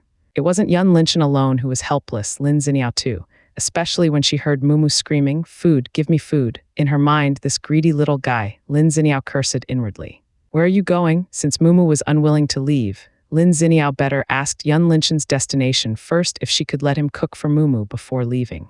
Yun Linchen couldn't tell her directly he was going to Thunder Valley. He lied, "I still don't know, maybe finding a secluded place around here to practice." Lin Ziniao thought for a while and said, "I know such a place around here, why don't I go with you?" She hesitated and said, "Mumu said she wants to eat the food you make." Yun Linchen glanced at Mumu, speechless. Naturally, he had no problem cooking some dishes for Mumu, but he couldn't stay in this city longer. He might be discovered by Qi Yuanfeng anytime. He pondered for a moment and said, "Let's go then, we don't have to go that far, just around here is fine." Lin Ziniao nodded and headed to the city gate with Yun Linchen. In a secret room in the City Lord Manor, Han Bingling sat lazily on a comfortable chair while listening to Fu Tianggang's report. "I don't have enough evidence, but the Ming clan is definitely related to Poison Valley," Fu Tiangang said. Seeing Han Bingling motioned her chin at him, he continued. "Recently, they have welcomed Qi Yuanfeng, the crown prince of Heavenly Fortune Nation. The relationship between them is close, as in the past Ming Jinlong has accepted him as a disciple." Heavenly Fortune Nation? Han Bingling's brows raised slightly. She didn't pay attention to this nation much, as it was too far from here. Fu Tiangang explained. "Heavenly Fortune Nation is located southernmost of our continent. Last month I got a report stating there was an upheaval event occurred. The 3 major sects within the nation had mysteriously disappeared at the same time. I've sent my men to investigate on this matter already." Han Bingling immediately frowned upon hearing this. The disappearance of a sect was common in this cruel world. However, many sects had disappeared at the same time was indeed uncommon. Fu Tiangang continued. "The 3 sects are Profound Sword Sect, Sacred Flame Sect, and Misty Cloud Sect. I heard it is Qi Kaiangxing, the ruler of the nation, who did this." He changed his sitting posture slightly and said, "But from my men's reports, I found something unusual. They discovered that several high-ranking officers and influential clans were also disappearing overnight. What's more, most of them were found dead by poison later." Misty Cloud Sect. Han Bingling found this name was familiar and tried to recall the information. In the end, she couldn't remember anything related to this name and decided to put it aside first. She said, "No doubt Poison Valley is behind this." Fu Tiangang nodded. "I wonder what is Palace Master Han's instruction on this matter." Han Bingling didn't know why her mind was still lingering with Misty Cloud Sect. She suddenly asked, "Do you have a report of this Qi Yuanfeng?" "I want to see it." Fu Tiangang was puzzled. In his opinion, Qi Yuanfeng was just a small figure that giving nothing to him. Hence, he didn't understand why Han Bingling was interested in such a minor character. He sent a signal to his trusted servant outside the room, and the latter immediately entered with a jade slip. "Please take a look." Fu Tiangang handed the jade slip to Han Bingling respectfully. Han Bingling used her spiritual sense on the slip and went silent for a while before saying, "Interesting, the Ming clan even giving him a precious thunder crystal. It seems he's not a small character like we thought." Fu Tiangang startled and then agreed with Han Bingling. "Indeed, please forgive me for overlooking this matter." Han Bingling waved her hand. "I don't blame you, you've done a good job already." She paused for a second and said, "By the way, who do you send to Thunder Valley this time?" "Is it your grandson Tiania?" Hearing his grandson's name, Fu Tiangang straightened his body and said proudly, "Yes, it's Tiania. He has broken through to the first level of ruler Profound Realm not long ago. It's time for him to consolidate his foundation." Han Bingling smiled faintly. Fu Tiania was a prominent genius that even she had to pay attention to him. He was 30 this year but already reached the ruler Profound Realm. This kind of talent was considered extraordinary within the northern continent. "Good, tell him to pay attention to Lei Jun. This bastard is a vengeful person. It's better to stay away from him," Han Bingling said softly. Fu Tianggang's expression turned serious as he bowed. "Thank you for your concern, Palace Master Han." Just as Han Bingling was about to say something further, she suddenly heard Han Mayu's voice. Master. Young Miss Lin has left the city with Yun Linchen. Han Bingling was surprised, and her lips curled into a charming smile. Fu Tiangang coincidentally raised his head and saw this. His mind immediately went blank for a while before hurriedly lowered his head in shame. Do you want me to follow them, master? Han Mayu asked. Han Bingling considered briefly and shook her head. She knew this might anger Yun Linchen, and she didn't want to further worsen the relationship between him and her. No need. Understood, master. Han Mayu replied and went silent. Han Bingling stretched her body lazily and yawned. Prepare a place for me, I want to rest for a while. Fu Tiangang didn't dare to raise his head again as he replied. Immediately. Afterward, he quickly fled away. Watching an old man fleeing, Han Bingling laughed while shaking her head amusedly.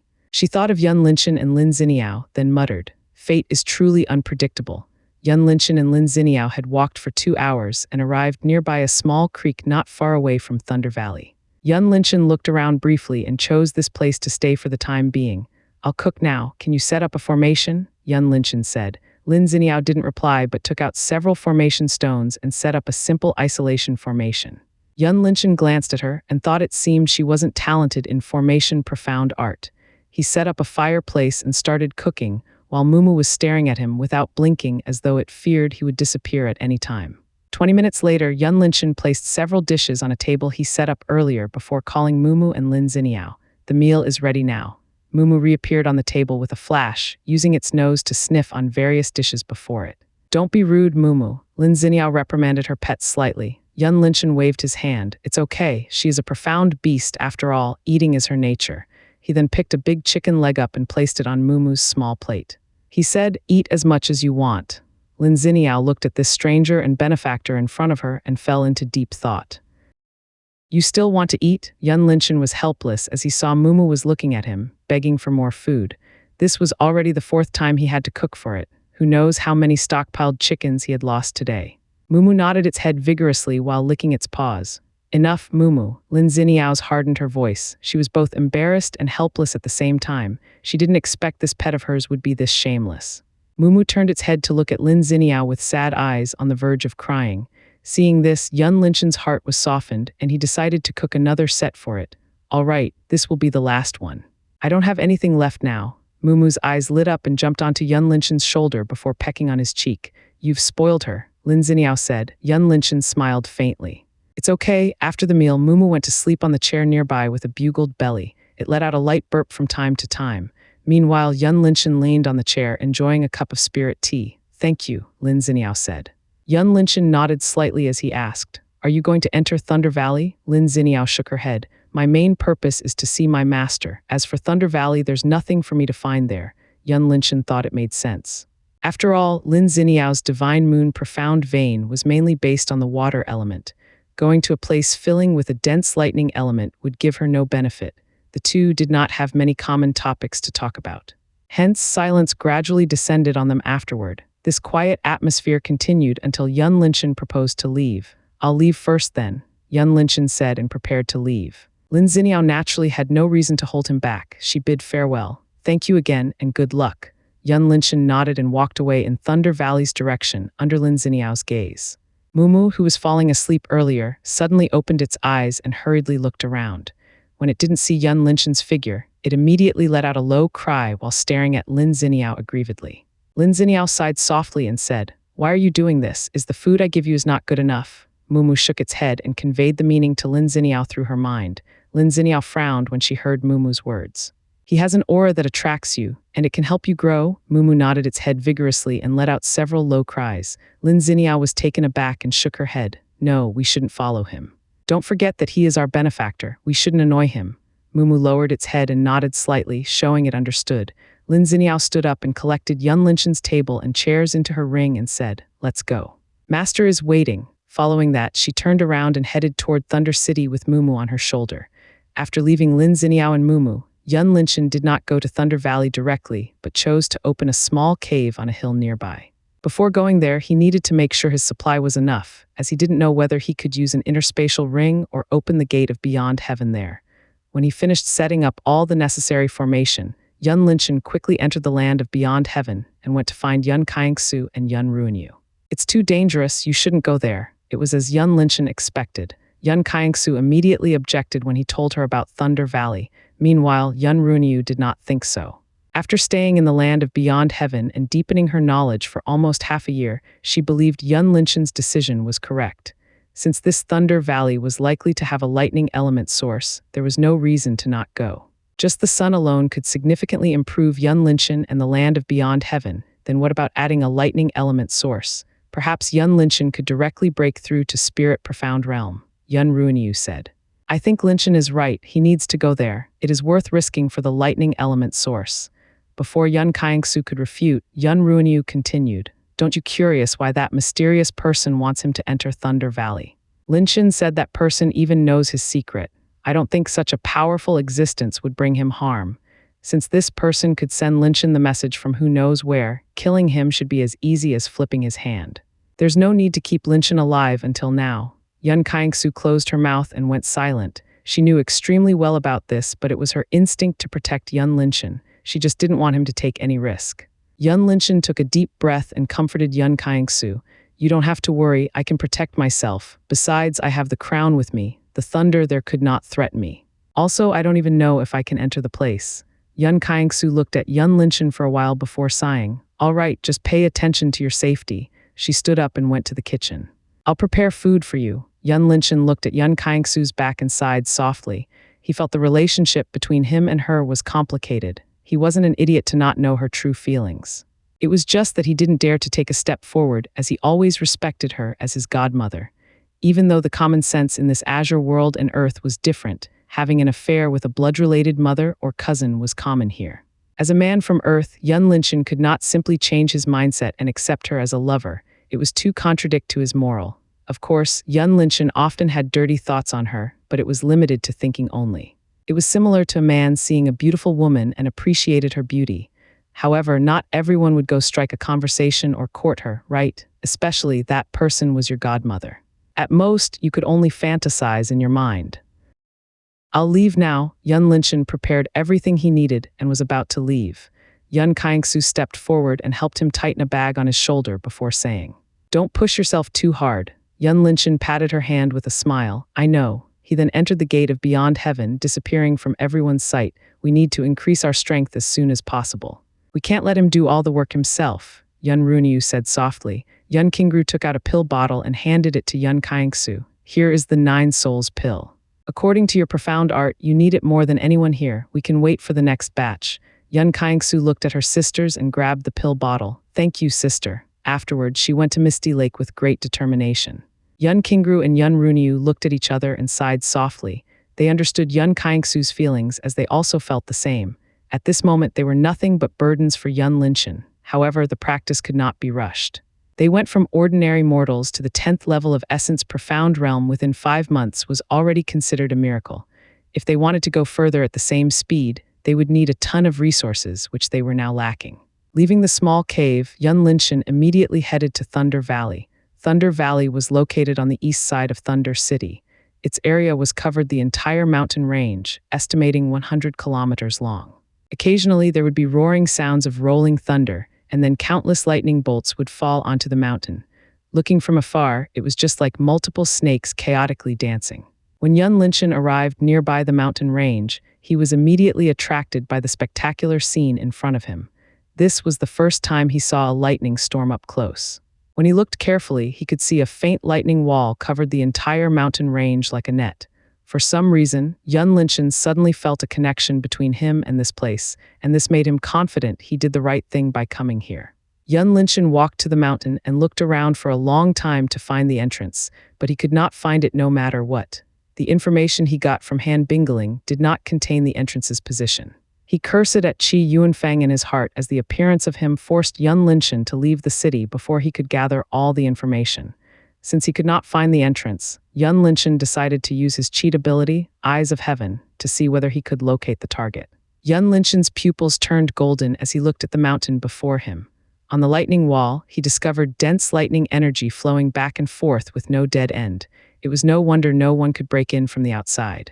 He believed just a light touch on this lightning wall, he would turn into a grilled human instantly. Yun Linshan continued to walk and find the entrance until he noticed massive lightning energy gathered in one place at the foot of the mountain beyond his line of sight. He became excited instantly, but he did not rush toward it. Instead, he continued to observe further. As the Thunder Valley was about to open again, it was naturally guarded by people from Thunder City. When Yun Linshan discovered several people around the supposed entrance through his eyes of heaven, he hurriedly retreated from the place before being discovered. One of the entrance guards perceived a trace of movement in Yun Linshan's direction, and he quickly spread his spiritual sense to cover the area. Yun Linshan knew he was in danger right now. Without further ado, he shattered the escape talisman and disappeared from the spot before the guard's spiritual sense arrived. The guard frowned as he discovered a fluctuation. He took a step forward and his figure instantly disappeared before reappearing at Yun Linshan's previous position. "What's wrong?" Another guard noticed his buddy found something. He quickly followed and asked. "Do you think there is someone here earlier?" The guard who arrived first asked. Another guard looked around and shook his head. "I don't think so." The first guard stared at Yun Linshan's disappearing position for a while longer before shaking his head and returned to the entrance. However, he didn't let his guard down and reported this bizarre event to Fu Tiangang. In the City Lord Manor, Fu Tiangang was instructing his servants to take care of Han Bingling. When he noticed a transmission jade on his waist was glowing, he took it out and asked with a frown, "What is it, City Lord? Someone is coming here earlier, but I don't know where this person is going.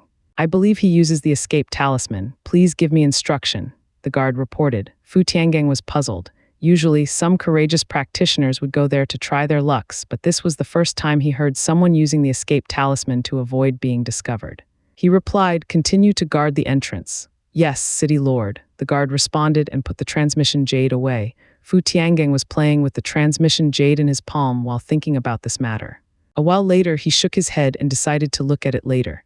After all, the first priority right now was to serve Han Bingling. "What's wrong?" Han Bingling walked out of the room and happened to see Fu Tiangang contemplating on something. Fu Tiangang hurriedly bowed his head slightly as he replied, "Earlier, my people who are currently guarding the Thunder Valley entrance have discovered someone around there. However, this person is using the escape talisman directly after being discovered." "Oh. Escape talisman?" Han Bingling's brows raised slightly. Suddenly, she thought of someone and called Han Mayu. "Mayu, locate Xiniao for me now." "Yes, master." Han Mayu, who was hiding above the manor, accepted the order readily and disappeared from the spot. A while later, Han Bingling received Han Mayu's report saying Lin Xiniao was alone and Yun Linshan was nowhere to be seen. She immediately understood that person was definitely Yun Linshan. Mayu, after pondering for a while, go to the inn. Both Han Bingling and Han Mayu immediately left the City Lord Manor, heading to the Blue Moon Inn afterward. Meanwhile, Lin Xiniao had also arrived at Thunder City and went to Blue Moon Inn to meet her master.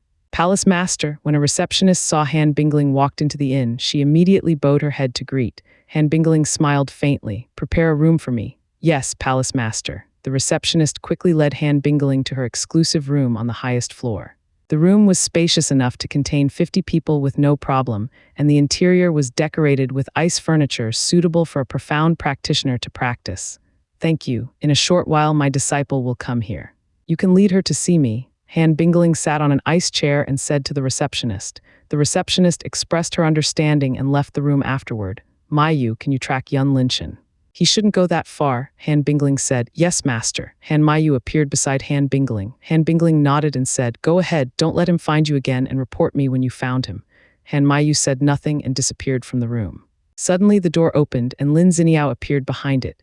When she saw Han Bingling, Lin Xiniao took the veil off and greeted with a rare smile. "I'm back, master." Han Bingling smiled charmingly and poured a cup of spirit tea for Lin Xiniao.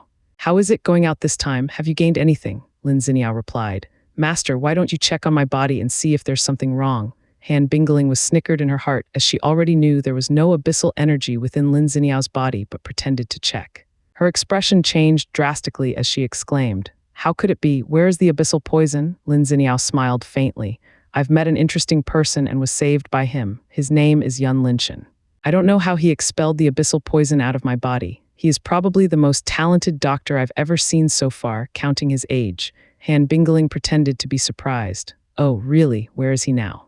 "If he could get rid of abyssal poison, as you said, I want to know what method he used. It would help us greatly fighting with Poison Valley." Lin Xiniao shook her head. "I don't know where is him now, and we better not to trouble him. From what I see, he is not a person who is willing to get into others' trouble. If it wasn't because of Mumu, he probably wouldn't save me back then. Han Bingling sighed softly. I see. What a pity. While she was saying this, her mind spun rapidly, thinking about how to deepen her relationship with Yun Linshan. It would be great if Yun Linshan liked Lin Xiniao a bit. Unfortunately, as far as she knew, Yun Linshan was different from other young men, as he wasn't tempted after seeing Lin Xiniao's appearance. This point made her doubt whether he was a straight man. Thinking of this, Han Bingling suddenly felt her buttocks burned as she recalled when Yun Linshan squeezed them. Well, he is definitely a straight man, Han Bingling thought. Master, Lin Xiniao said softly after seeing her master seem to distract by something. Han Bingling regained her composure and said, Right, do you want to enter Thunder Valley to gain experience? Lin Xiniao had a weird expression. It was strange her master asked this because both of them knew Thunder Valley gave Lin Xiniao no benefit. Why would Han Bingling want her to go there? Is there anything I need to know, master? Lin Xiniao wasn't a fool. She naturally understood Han Bingling probably had an agenda behind this. Han Bingling didn't tell her directly as she replied, Nothing, I just think that it would give you a good experience before entering the Frozen Moon mythical realm. Although Thunder Valley could not be regarded as the genuine mythical realm, it wasn't inferior to any of them out there. All of a sudden, Mumu jumped down from Lin Xiniao's shoulder and let out a loud cry at Lin Xiniao. Do you want me to go there? Why? Lin Xiniao asked curiously when she heard Mumu saying. Mumu said a few words directly to Lin Xiniao's mind, and the latter frowned. There's something you need over there. Both Han Bingling and Lin Xiniao looked at Mumu questioningly and saw it nodded its head vigorously, answering Lin Xiniao's question. Lin Xiniao turned to Han Bingling. Master, do you know about this? Han Bingling leaned against the ice chair and pondered for a while before answering. I heard Lei Zhangxiang said he could perceive a terrifying existence within this place, and this existence might even surpass the monarch profound realm. It's because of the restriction of Thunder Valley that only below the saint could enter. He couldn't investigate further, and his men also couldn't reach the center of the valley. Han Bingling looked at her disciple and continued. This time he sent Lei Jun here for this purpose. Although this Lei Jun is not a good person, his affinity with the lightning element couldn't be underestimated. If there's nothing wrong, he's likely to reach the place. Lin Xiniao fell into deep thought. She wasn't confident to reach the center of Thunder Valley, but Mumu constantly urged her to go there made her hesitated. She looked at Mumu and asked, Are you sure you want to go there? Mumu nodded its head while moving its paws trying to explain something. All right, I'll bring you there. Under Mumu's urging, Lin Xiniao was helpless and reluctantly agreed with it. After all, if she found the thing Mumu mentioned, their strength would definitely increase. Have you decided? Han Bingling asked for a confirmation. Lin Xiniao took Mumu into her embrace and replied firmly, Yes, master, I will enter Thunder Valley. Good, here, take this. Han Bingling flicked her hand, sending a small yellow crystal to Lin Xiniao. When the crystal landed on Lin Xiniao, she was instantly electrocuted, but it didn't hurt her in the slightest. She carefully observed the yellow crystal and saw faint lightning flashed within it from time to time. This is Thunder Crystal. You have to hold this to enter Thunder Valley. Go prepare yourself. I will find someone to follow you, Han Bingling explained. Lin Xiniao stored the Thunder Crystal away and went to the side room, preparing for the next journey. Han Bingling watched her disciple enter the room and then contacted her trusted aides. Phew, that was close. Yun Linshan appeared several kilometers away, but it was still in the mountain range as he could see the lightning barrier at the end of his sight. How am I going to enter? He looked at the mountain and muttered to himself. Since the entrance was tightly guarded, his chance of entering Thunder Valley was naturally zero. Yun Linshan racked his brain up and found no solution. Was he going to give up like this? He was undoubtedly unwilling, but what could he do with his pitiful strength? It seems I have to go back and practice obediently. What the? Just as Yun Linshan was about to give up and go back, he saw a lightning bolt shot out from the lightning barrier straight at him. Before he could react, the lightning was already hitting him, coiling around him like a snake and pulled him toward the mountain. Everything happened in 1 second. Yun Linshan had no way to resist and could only let the lightning python drag him away. Surprisingly, when Yun Linshan hit the lightning barrier, he could pass through it like nothing, causing him to wonder what happened. Maybe it is because of the lightning thing from that person. Yun Linshan had no time to think further as he found himself on a mountain path with some burnt trees. The lightning that brought him here had long disappeared without him knowing. Zzzzz bang. A golden lightning bolt struck on the ground several meters away from Yun Linshan, making him shudder slightly. It was a body's instinct facing lightning bolt up close. Yun Linshan looked at the dark sky filled with dark clouds, and there were lightning bolts flashed from time to time, looking spectacular. He retracted his gaze to check the surrounding area.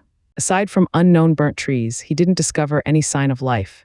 Yun Linshan had no clue which direction he should go. In the end, he chose to climb the mountain as it was made sense the most. As he moved, Yun Linshan noticed the lightning bolts were increased until he reached an opened area with dense lightning bolts continued to bombard. Unless he went through this, there was no way he could go further. Yun Linshan was observing the area and discovered a bunch of golden grasses behind the lightning curtain. Thunder grass, each leaf of the grasses had a lightning shape, coupled with the fact that they weren't burned by the lightning bolt but absorbed it instead. Yun Linshan was certain this was the thunder grass he was looking for. However, Yun Linshan could not simply walk through the lightning curtain to get them. He looked around for one last time and decided to summon the Beyond Heaven King's crown, as he believed it could help him resist the lightning bolt. The majestic crown appeared on Yun Linshan's head, emitting a golden glow upon perceiving the surrounding lightning element. Yun Linshan was taken aback when he found the crown seemed to absorb the lightning element. At the same time, he discovered his affinity with the lightning element soared rapidly. The lightning bolt in front of him gradually became less threatening to him. As expected from the plot armor, Yun Linshan was delighted and drew closer to the lightning curtain. Even though he knew the lightning could not harm him now, he was still cautious by reaching his hand to test the lightning bolt. Bang! The lightning bolt struck precisely on Yun Linshan's palm, but it didn't harm Yun Linshan in the slightest.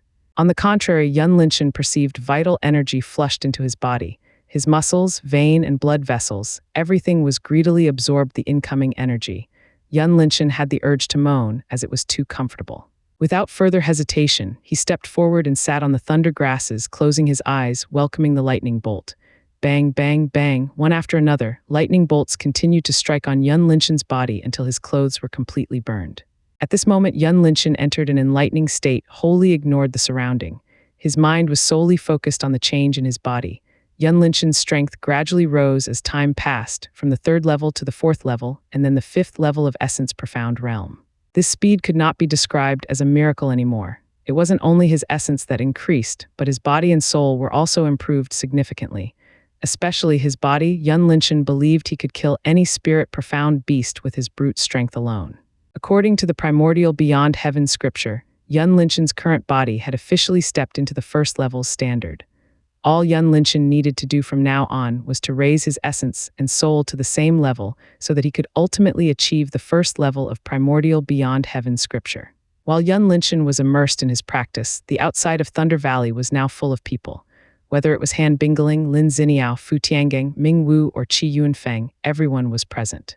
"What's going on?" Fu Tiangang asked the guard with a solemn expression. Earlier, the Thunder Valley was shaken violently, alarming everyone in the city. When Fu Tiangang and the rest arrived, the mountain was already returned to its original calm. However, Fu Tiangang discovered the Thunder Valley entrance was loosened. It was as though the entrance could be opened at any time. Report, City Lord, the abnormality started a while ago after several golden lightning bolts descended at the same time. The guard reported solemnly. This was the first time they encountered this kind of situation. Fu Tiangang furrowed his brows and moved to the front of the entrance. He used his spiritual sense to check and found it was indeed about to open. He turned to Han Bingling and said, "Palace Master Han, the entrance should be opened in 2 hours. May I know your opinion on this matter?" Han Bingling replied right away. "Go notify everyone to get ready." Earlier, she got news from Han Mayu saying Yun Linshan had mysteriously disappeared as soon as she detected his aura. For some reason, she had a hunch this abnormal occurrence might have something to do with him. Hence, she couldn't wait to send people in as soon as possible. Fu Tiangang accepted the task readily and returned to the city. On the side, Lei Jun's eyes always fixated on Lin Xiniao for all this time. However, under Han Bingling's gaze, he didn't dare strike a conversation and left with Lei Zhu afterward. Han Bingling turned to Lin Xiniao and said, "Let's go back first, I have something to talk about with you." Before she left, Han Bingling glanced at Qi Yunfeng briefly and walked away with Lin Xiniao followed behind. Meanwhile, Qi Yunfeng was nervous. This was his first time seeing the famous Frozen Moon Palace master up close. Moreover, she actually glanced at him. Why was that? After Han Bingling leaving, Qi Yunfeng took a deep breath and asked Ming Wu, "Brother Ming, who is that person behind Palace Master Han?" He asked this because he felt this woman was too beautiful even though he could not see her face clearly. Just her figure alone was already surpassed any woman he had ever seen so far. Ming Wu, who was scared by Qi Yunfeng's deviated sexual orientation, distanced himself from Qi Yunfeng as he answered, "That person is Lin Xiniao, Palace Master Han's direct disciple." At the same time, Ming Wu felt strange. Didn't he like men? Why would he ask this? Qi Yuanfeng was surprised by Lin Xiniao's identity and couldn't help thinking it would be great if he could gain her appreciation. His heavenly fortune nation would soar to heaven in one go if that was the case. However, he knew it was only his wishful thinking. Such a character would never look at an unknown prince from a small nation like him. Thus, he could only keep this matter in his heart. Since he had nothing to do here, Ming Wu said, "Let's go back to prepare first." Both of them immediately returned to the city. Yun Linshan was oblivious to the outside world as he was fully immersed in absorbing the lightning element. At this moment, he could feel his body had reached its limit, as well as his essence and soul. This short process brought his strength to the 9th level of Essence Profound Realm in one go, only a bit left before reaching the 10th level. Yun Linshan opened his eyes, letting out a long breath. He clenched his hands tightly, perceiving his newly gained strength. Before this, Yun Linshan wanted to consolidate his foundation, but now it seemed impossible. The only way left for him was to adjust to his current strength as soon as possible. The crown on Yun Linshan's head was still radiating a golden glow, but Yun Linshan could feel clearly his strength did not increase anymore. He did not understand how things work, but he could feel his beyond heaven profound vein could transform any element into his own power in the premise he needed to summon the crown. Yun Linshan stood up and suddenly felt cold on the lower half of his body. Only then he realized his clothes were already gone. He quickly changed into new clothes and squatted on the ground, collecting thunder grass into his ring. Since he was the only one here, Yun Linshan didn't plan to leave thunder grass to anyone. He simply cleaned up all the thunder grasses in the surrounding area. "I'm rich now, hee." Yun Linshan laughed slightly and patted the dust out of his hand before rechecking the route. "It would be great if there is a profound beast here," Yun Linshan muttered as he still didn't detect any sign of life. He couldn't wait to try his newly gained strength. "By the way, this place is called Thunder Valley, but I don't see any valley around here." Yun Linshan suddenly realized he had overlooked this matter. When he thought of this, Yun Linshan decided to walk sideways instead of climbing the mountain further. Along the way, Yun Linshan occasionally sent out Dragon Fist to test his current strength, and estimated he could fight any 5th-level spirit profound practitioner with his brute force alone. This discovery made him excited, and he couldn't wait to try. Yun Linshan's journey was bleak and boring. Aside from the thunder roaring, he literally saw nothing. He started to doubt why would Han Bingling constantly tell him this place was dangerous. It was understandable if she referred to the lightning bolt, but Yun Linshan didn't think it was the case. There must be something here that he hadn't found yet, not to mention that mysterious person. Since this place belonged to this person, where would this person be? Could it be this person was similar to Yan Qi, locking himself here? The more he thought about this, the more his curiosity about the mysterious woman that Yan Qi mentioned grew further. How high strength she had to make these powerhouses willing to lock themselves in the mythical realm. Boom, roar, all of a sudden, a huge heaven-crashing, earth-splitting sound echoed from afar, followed by a terrifying roar that was enough to burst heaven and earth. It was louder than any thunder roar in the sky. This roar shook Yun Linshan's brain into a blank state as his legs trembled involuntarily before fell onto the ground. Yun Linshan was drenched in a cold sweat as he stared blankly at a distance. He didn't know what happened earlier, but he felt his soul had flown away from his body. What the hell is that roar? Yun Linshan's throat went dried instantly. His current complexion was pale as white paper. Yun Linshan never feared anything in his 2 lifetimes, but the earlier roar could easily inflict fear deep into his soul. This was beyond anything he encountered so far. Yun Linshan took a deep breath and got up from the ground. He hesitated for a good while about whether to go in the sound's direction. In the end, he mustered his courage and headed in that direction.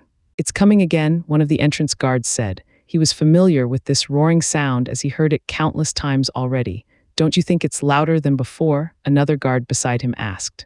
"Come to think of it, it seems to be the case." The first guard thought briefly and nodded. "I hope there's nothing happen," another guard muttered. He feared the mysterious existence would come out one day. Just with the roar, he could perceive a terrifying strength in it. He couldn't imagine how strong it was. The area before the Thunder Valley entrance was a flat clearing. At this moment, a group of people arrived. These groups of people were those who received a quota to enter Thunder Valley. They carried varying levels of excitement, especially those who'd yet to enter the Thunder Valley before. Their eyes were oddly bright and looked as if any possible encounters were already in front of them, within reach. Leading was an old man with a long white beard clad in a gray robe. His body exuded a calm aura just like his expression. Following behind was a pretty young woman. She was tall, stood approximately 175 centimeters. Her figure could be described as slender as she had long legs, but the chest area wasn't developed well. Huinger, this will be a test for you. Whether you can become the head of our clan in the future depends on the result here. The old man sent a sound transmission directly into the woman's mind. The woman, Zhang Yuwang, nodded her head slightly as her expression turned solemn. She was the eldest miss of the Zhang clan. Due to the current patriarch did not have a son, he hoped for her to prove herself and took the helm of the Zhang clan in the future. In order to not disappoint her father, Zhang Yuwang worked her heart out to raise her strength before entering Thunder Valley. Unfortunately, before she could break through to the ruler Profound Realm, the news of Thunder Valley opened ahead of schedule had arrived, and it made her frustrated. Another group on the side was led by a middle-aged man, 80% resembled Ming Wu. He was Ming Wu's father, the current patriarch of the Ming clan, Ming Chuan. Followed him were naturally Ming Wu and Qi Yunfeng. Both of them were now in full gear, ready for the incoming challenge. The group far behind Ming Chuan was led by the patriarch of the Ding clan, Ding Lang. He was slightly fat, wearing a luxury silver robe with a smile on his face. This time he brought his beloved son, Ding Yang, to participate in the event. Ding Yang was a typical fatty with a big belly. His eyes were small, as though he was smiling all the time. While others were carrying weapons or wearing armor, Ding Yang held a bottle gourd filled with a famous jasmine wine. No matter how one looked at him, nothing on his body indicated he was ready to enter Thunder Valley. It was more like he prepared for sightseeing instead. The last group was naturally the Fu clan, Han Bingling, and Lei Jun's group. Beside Lin Xiniao, there was a slender woman with an ample chest in a frozen moon uniform. Her strength could not be underestimated, as she was already the 10th level of ruler Profound Realm. Her name was Su Zio, Han Bingling's trusted disciple. She was personally arranged to protect Lin Xiniao during this trip. Behind Fu Tiangang was a handsome young man in a white robe. He was no other than the famous genius Fu Tiania. His face was particularly sharp like a sword. His eyes were full of vitality. Overall, he could be described as a dazzling, handsome man. "We've met again, Fairy Lin." Fu Tiania greeted Lin Xiniao. He once met her before and was lucky enough to see her true face. However, Fu Tiania held no desire toward her, as he knew it was impossible between them. There was only an admiration left on him. Lin Xiniao had a good impression of Fu Tiania because she could see he had no desire for her. She nodded her head slightly. "Congratulations, young Master Fu has grown stronger again," Fu Tiania replied modestly. "Compared to Fairy Lin, my little talent is nothing. I believe Fairy Lin will surpass me sooner or later." Lin Xiniao said nothing and turned her head away. Lei Jun, whose eyes fixated on Lin Xiniao for all this time, was dissatisfied when he saw this scene. However, he could only watch them talk with each other for fearing Han Bingling would kill him. Since the last time he spoke with Lei Zhu, he didn't dare to underestimate Han Bingling again. When everyone arrived before the entrance, Fu Tiangang stepped forward and announced, "Shortly, the entrance to Thunder Valley will appear. Before that happens, I will need to say some things, because this time is special. The Thunder Valley has never opened ahead of schedule like this before. I have no clue how long all of you can stay in there. Hence, I hope everyone can put down the grudge and help each other exploring, as it is likely to determine our Thunder City's future." Fu Tiangang continued, "I would like to remind all of you again. Within the Thunder Valley, the sound transmission does not work. Nobody will be able to communicate via the transmission jade. Therefore, it would be best for all of you to travel together with your people. The deeper you go into the Thunder Valley, the higher the danger. Although there are numerous resources and treasures within there, if you pay no heed to safety and are driven by greed, you may very well lose your life. The most important thing is, don't lose your Thunder Crystal. Without it, you cannot come out and have to wait until next year. From my estimation, the entrance will open in 10 minutes. Please use this precious time to discuss with your people. I wish all of you good luck and come out alive." Fu Tianggang's speech seemed simple, but all of them was a crucial point, especially the Thunder Crystal. Not everybody knew about this. Some might think it was used to enter the Thunder Valley only, but it was actually an exit ticket. Without it, they would need to stay there until Thunder Valley opens again next year. With that said, the majority of the people here understood these points very well. Only a newbie like Qi Yunfeng would need to pay attention to this. At this time, a sizzling sound came from behind Fu Tiangang, beckoning people to look toward the sound. The lightning wall shook violently before spreading out, revealing a giant hole with a lightning spark flashed from time to time. Fu Tiangang confirmed the entrance's stability and turned to the crowd. "It's time, everyone. Hold your Thunder Crystal in your hand and go in." Lei Jun and his 5 bodyguards were the first to enter. Before he was entering, Lei Jun glanced at Lin Xiniao briefly and vanished into the entrance. Followed by Zhang Yuhuang, Ming Wu, Qi Yunfeng, and Ding Yang. Each one of them had several subordinates accompanied them. Fairy Lin, please. Fu Tianyi made a hand gesture, letting Lin Xiniao enter first. Lin Xiniao nodded her head in reply and went in with Su Zio. Look after her. When Fu Tianyi walked past Fu Tiangang, he heard the latter said. Fu Tianyi's expression turned serious, and he gave Fu Tiangang a reassuring nod before vanishing into the entrance. Upon everyone entered, the lightning wall immediately returned to its original state, completely closed. Palace Master Han doesn't have to worry. With Tianya there, I believe she would be safe. Fu Tiangang wanted to give Han Bingling a peace of mind. Han Bingling smiled faintly. Do I look worried? Fu Tiangang was taken aback and hurriedly bowed his head. Please forgive me, Palace Master Han. This old man is presumptuous. Han Bingling laughed. Why are you so nervous? Get up. I understand your kind intention. Let's go back. With that, she turned around and returned to the city. Fu Tiangang heaved a sigh of relief and followed Han Bingling after briefly instructing the guards to oversee the entrance. Boom. Boom. When Lin Xiniao appeared in Thunder Valley, she was immediately greeted by golden lightning bolts that struck on the ground not far away from her. As a natural water element-based practitioner, Lin Xiniao's body trembled slightly, facing such a terrifying thunder up close. Are you okay, young miss? Su Zio used her profound energy to protect Lin Xiniao while asking concernedly. Lin Xiniao stabilized her body and shook her head. I'm fine now, thank you. Xiniao, why don't you travel with me? I can protect you. Lei Jun, who was waiting for Lin Xiniao to appear, stepped forward and said with a gentle smile. Lin Xiniao's face under the veil turned cold as she replied, No need. Lei Jun wasn't angry as he was used to Lin Xiniao's temper. He said, I know you love to travel alone, but I have to warn you, this place is no joke. I've been here several times in the past. I can tell you that even my divine thunder profound art is useless against the lightning here. I hope you take your safety as the first priority. Lei Jun turned around and left afterward. Although he loved Lin Xiniao's beauty, he still had the pride of Divine Thunder Palace's young master. He wasn't a licking dog who continued to lick a woman after being rejected. Lin Xiniao looked at Lei Jun's back for a while, and Fu Tianyi happened to arrive nearby here. Fairy Lin, are you going alone? Fu Tianyi asked. Lin Xiniao nodded her head gently. Then, I wish Fairy Lin good luck.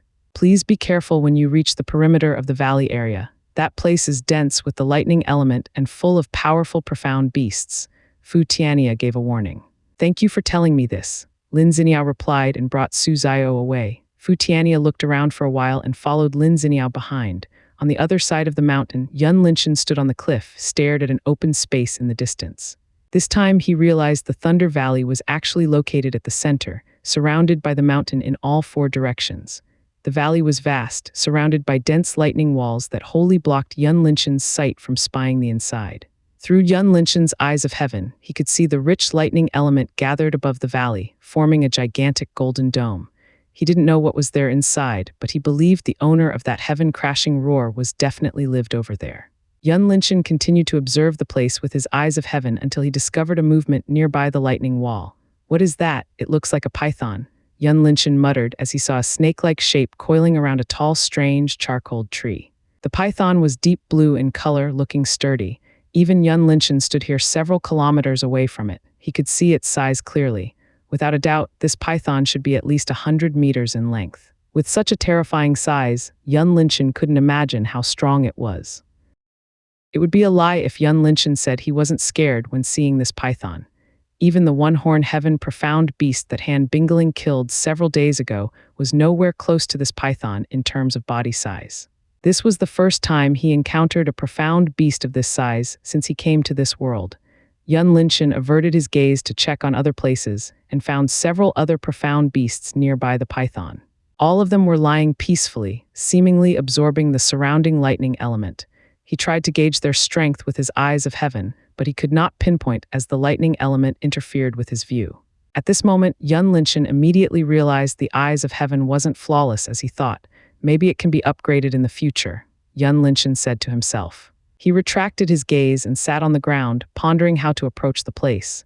Going in like this was no different from suicide, but he had no means to use in this situation, no matter how he thought. In the end, Yun Linshan could only sigh helplessly. Even with a plot armor in his hand, it was simply useless in this kind of situation. In order to not attract the profound beast's attention, Yun Linshan put the crown away and decided to find a place to continue his practice. As he was about to move, Yun Linshan saw a human figure on the mountain on his right-hand side. He did not use the eyes of heaven as his mental power was insufficient, but Yun Linshan could still see some details on this figure. Where did this person come from? Is Thunder Valley opened already? Yun Linshan thought. This person was fat, as his belly stuck out so obviously. He was no other than Ding Yang, who was traveling alone after chasing his bodyguards away. Ding Yang looked at the lightning wall around the valley with an intoxicated smile while sipping the jasmine wine from the gourd. Although he was born with a powerful background, Ding Yang had no ambition. His father wished to see him take over the clan's head position one day, but Ding Yang preferred to play around and enjoy his life instead. Even though Ding Yang was like this, he was talented in profound ways.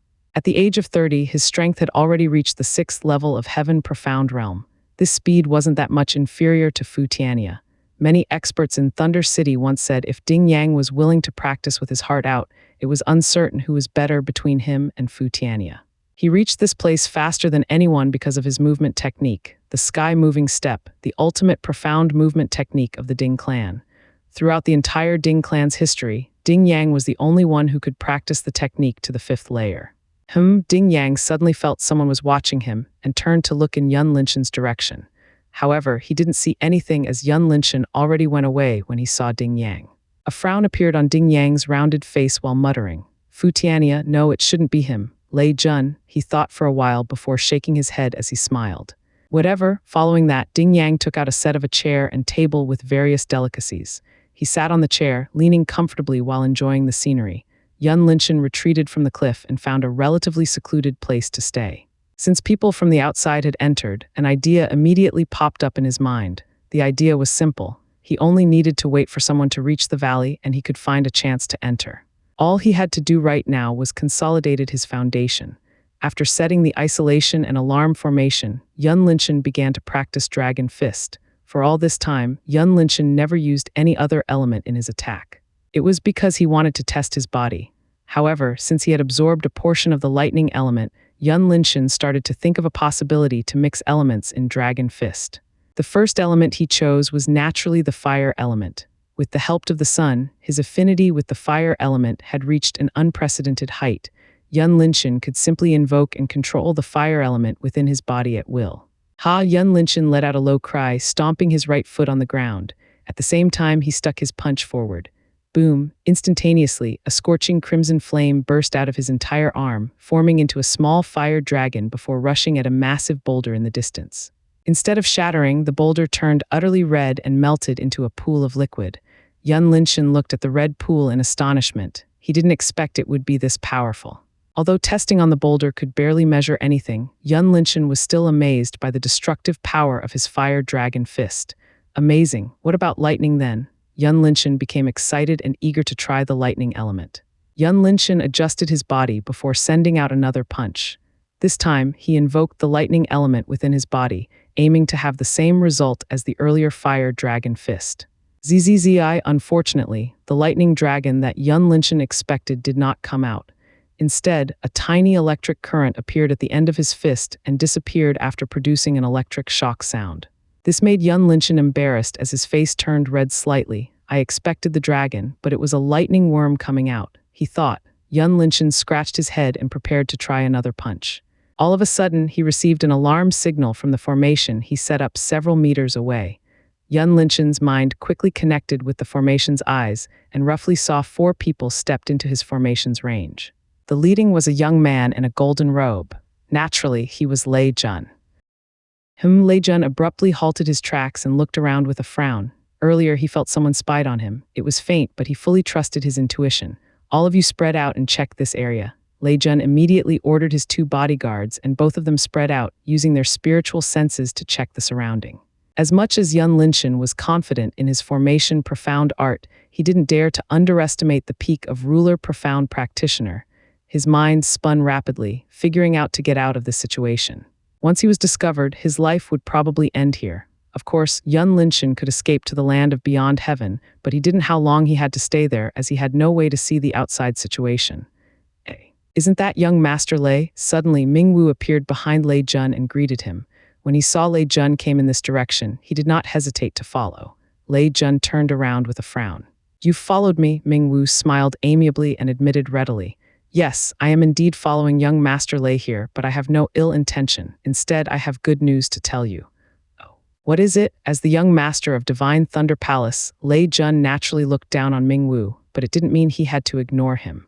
Mingwu pointed at Qi Yuanfeng on his side and said, "This is my grandfather's disciple, Qi Yuanfeng. He is the current crown prince of Heavenly Fortune Nation. As for the good news, better to let him speak."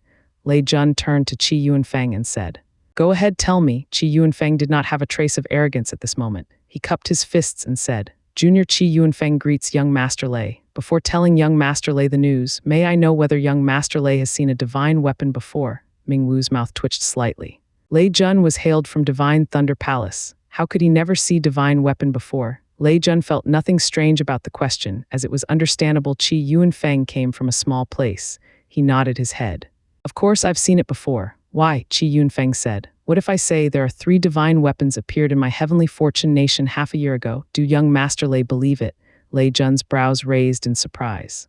"Although it sounds exaggerated, I believe you didn't dare to lie to me. Say, what do you want by telling me this?" The divine rank treasure was extremely rare, even among the 9 palaces. Lei Jun could roughly guess Ming Wu and Qi Yuanfeng's intention, but he didn't care much.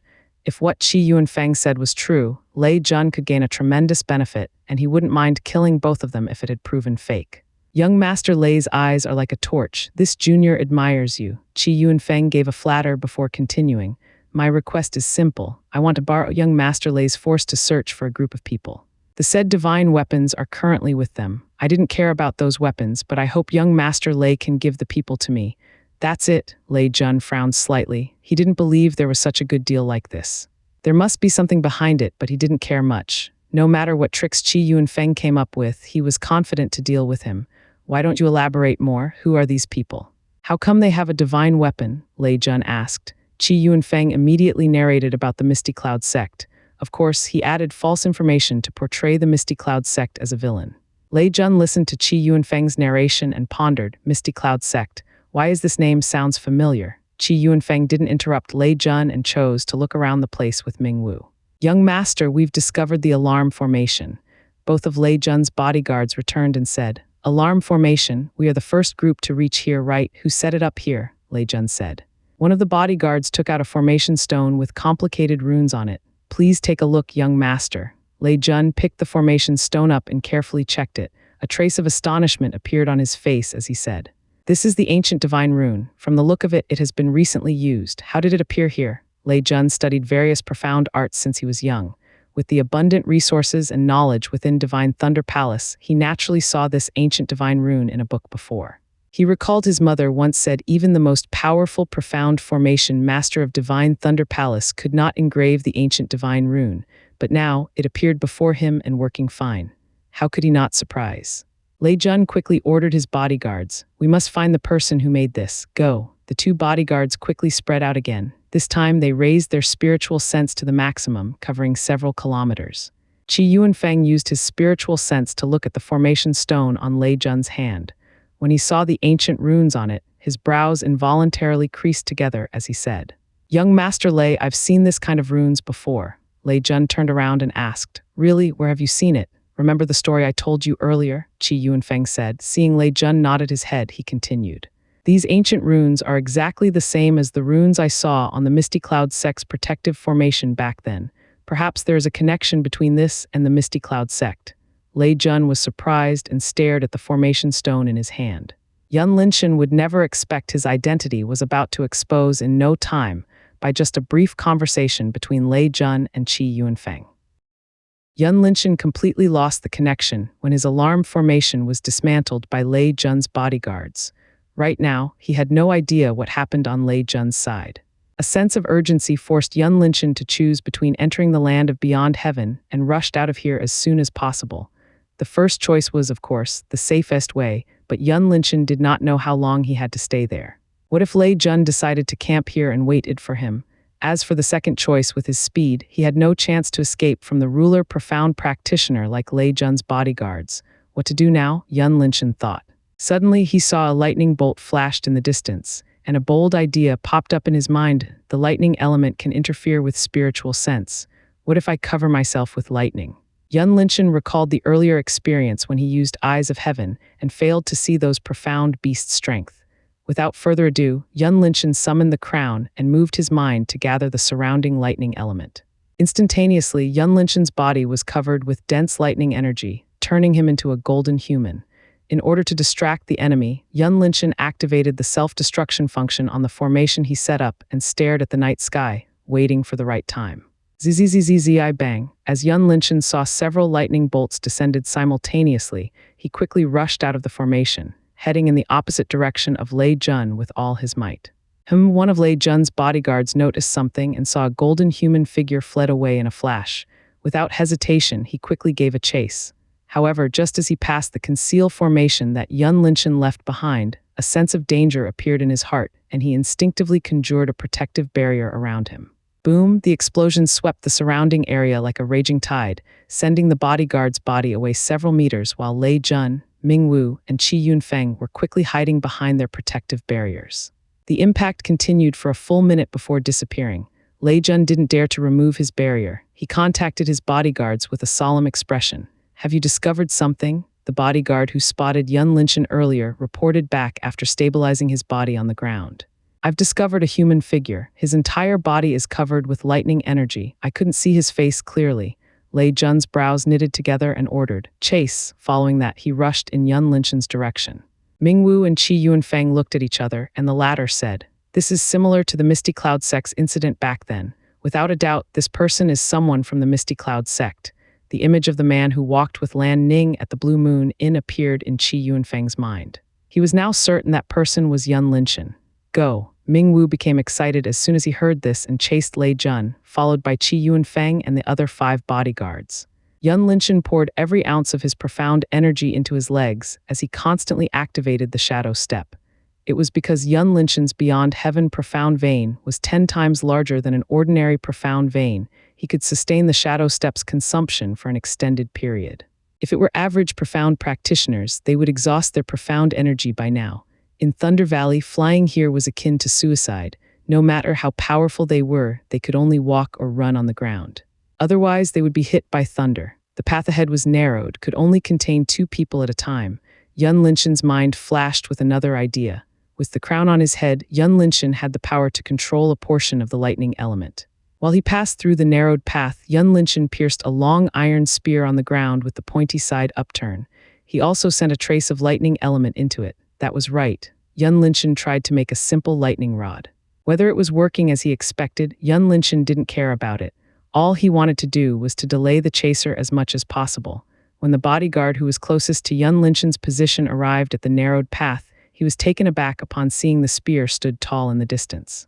His lips arched into a contempt smile when he saw through Yun Linshan's plan. "Heh, want to use such a useless trick to stop me? How naive." He gathered profound energy in his palm and sent it to the spear, aiming to blast it away. However, he didn't expect that the moment he sent his power out, the lightning element within the spear suddenly sparked, calling a golden lightning strike from the sky.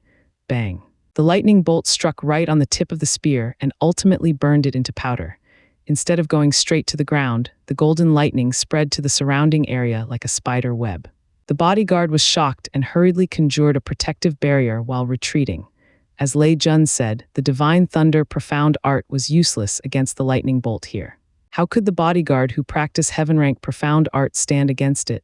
His protective barrier immediately shattered upon being touched by the trace of a lightning bolt, rendering him powerless to defend. Puff. The bodyguard coughed up fresh blood as he was sent away by the impact.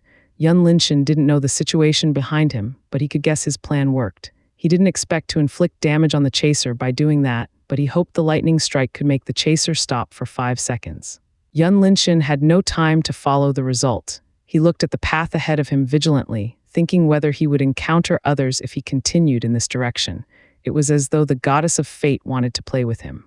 Yun Linshan suddenly discovered a movement behind the tree in the distance, causing him to halt his step. When Yun Linshan turned his body around, preparing to run, he heard a familiar voice rang out from that direction, making him stop his action. "Wait a moment, Lin Ziniao."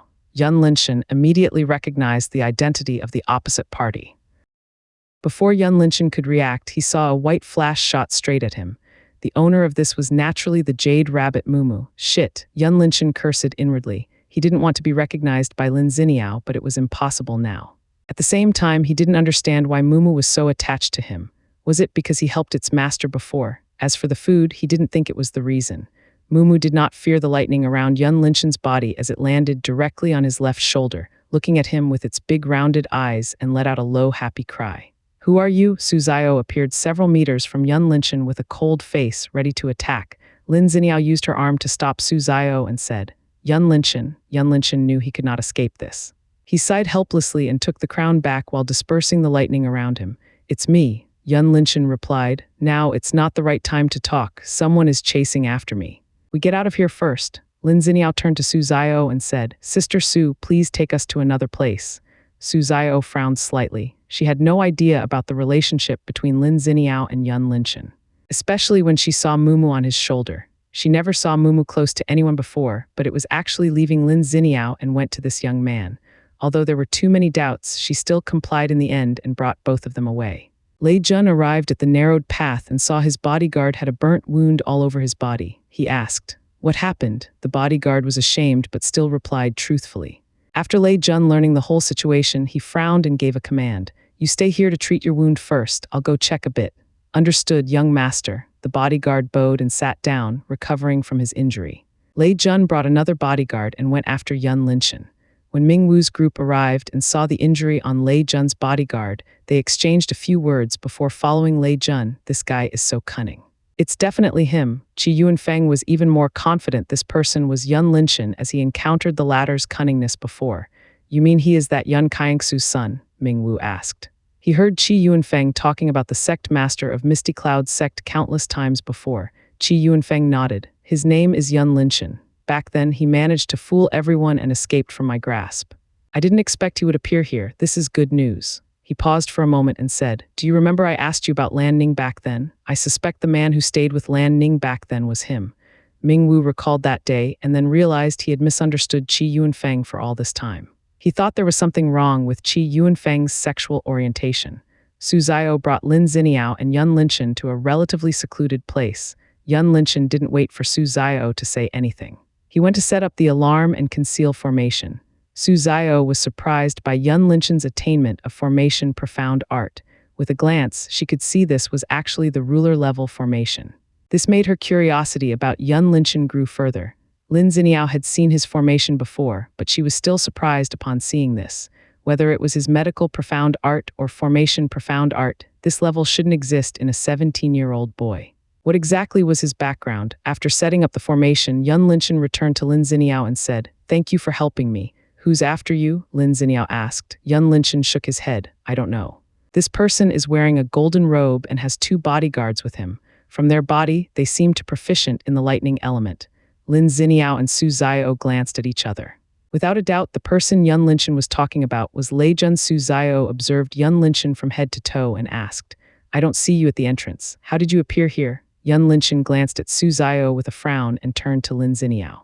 Lin Ziniao hurriedly explained, "She's my master's trusted disciple. Her name is Su Zio, so she's Han Bingling's people." Yun Linchen thought. He took the thunder crystal out and replied, "Naturally, I use this to enter." Seeing the thunder crystal in Yun Linchen's palm, Su Zio nodded her head slightly, but she still had a doubt. Before she could ask, Lin Ziniao spoke first. "Let's leave this matter here." Su Zio then reluctantly stepped back, but her eyes were fixated on Yun Linchen without blinking. Yun Linchen was helpless. He hated this feeling when someone watching him all the time, but it was understandable. After all, he was a stranger in Su Zio's eyes. "Why did Lei Jun chase you?" Lin Ziniao asked. "Lei Jun," Yun Linchen was confused. Lin Ziniao explained. "The one who is chasing you is the young master of Divine Thunder Palace. His name is Lei Jun, Divine Thunder Palace. No wonder I feel a dense lightning element coming from him." Yun Linchen recalled when he observed Lei Jun through eyes of heaven. "I don't know, he stepped into my alarm formation and then sent his subordinates to grab me," Yun Linchen explained briefly. Lin Ziniao went silent for a moment and said, "He's like that." "Oh. Are you familiar with him?" Yun Linchen asked interestingly. Lin Ziniao shook her head. "I'm not familiar with him." Yun Linchen looked at Lin Ziniao and roughly understood the relationship between her and this Lei Jun. Lei Jun was probably wooing her, and she had no interest in him. Yun Linchen felt nothing strange because Lin Ziniao was indeed the most beautiful woman he had ever encountered. Yun Linchen didn't linger on this topic further. He asked, "How come you appear here? Didn't you say that you won't come here?" Lin Ziniao glanced at Mumu, who was lying lazily on Yun Linchen's shoulder, and said, "Mumu said there is something that helps increase her strength." Yun Linchen looked at Mumu with a surprise and asked, "Little guy, do you know where is the thing?" Mumu stretched its paw lazily toward the center of the valley. Yun Linchen and Lin Xiniao glanced at each other. Both of them knew how terrifying that place was, just the profound beasts around the valley. They didn't even know how to pass them, let alone enter the valley, Yun Linchen said. I don't think we can go there, although I can't estimate the strength of those profound beasts. It shouldn't be less than the 5th level of ruler profound realm. Lin Xiniao agreed with Yun Linchen's statement. Even Su Zio was strong. She couldn't deal with several ruler profound beasts at the same time. Yun Linchen's expression changed as he received an alarm signal. When his mind connected with the formation's eyes, Lei Jun immediately appeared in his sight. He's here, Yun Linchen said. Lin Xiniao looked at Su Zio and said, let's go out to meet him. Su Zio naturally obeyed Lin Xiniao and led Lin Xiniao out of the conceal formation. Yun Linchen wanted to stop them, but he understood Lin Xiniao's intention and chose to stay silent.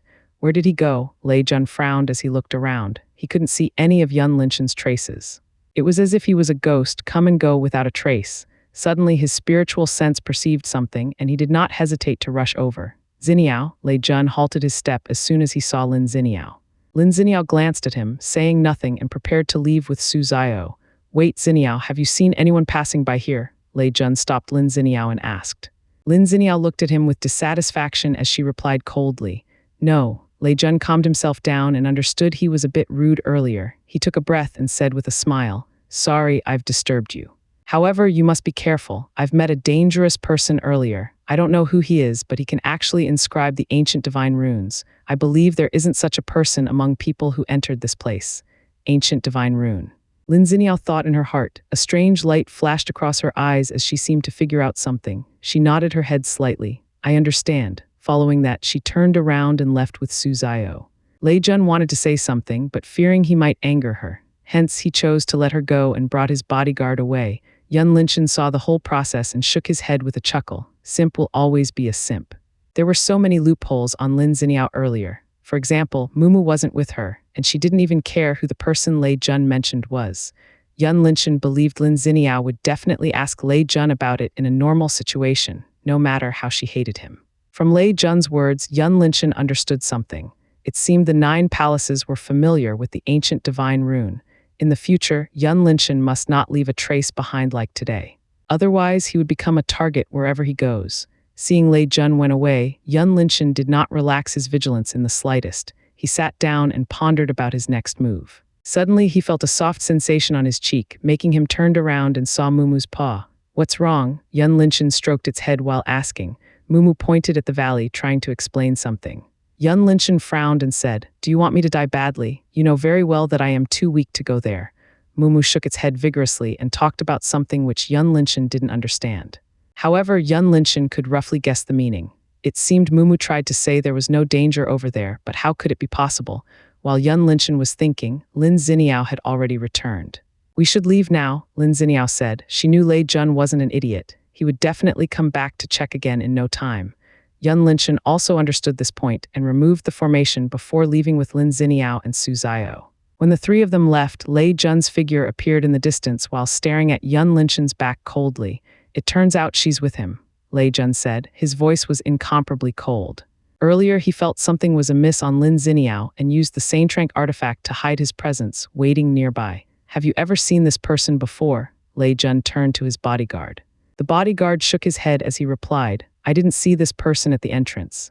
Lei Jun smiled coldly as he looked in Yun Linchen's direction. Interesting. Are you sure you want to go to the valley? Su Zio asked Yun Linchen with a frown.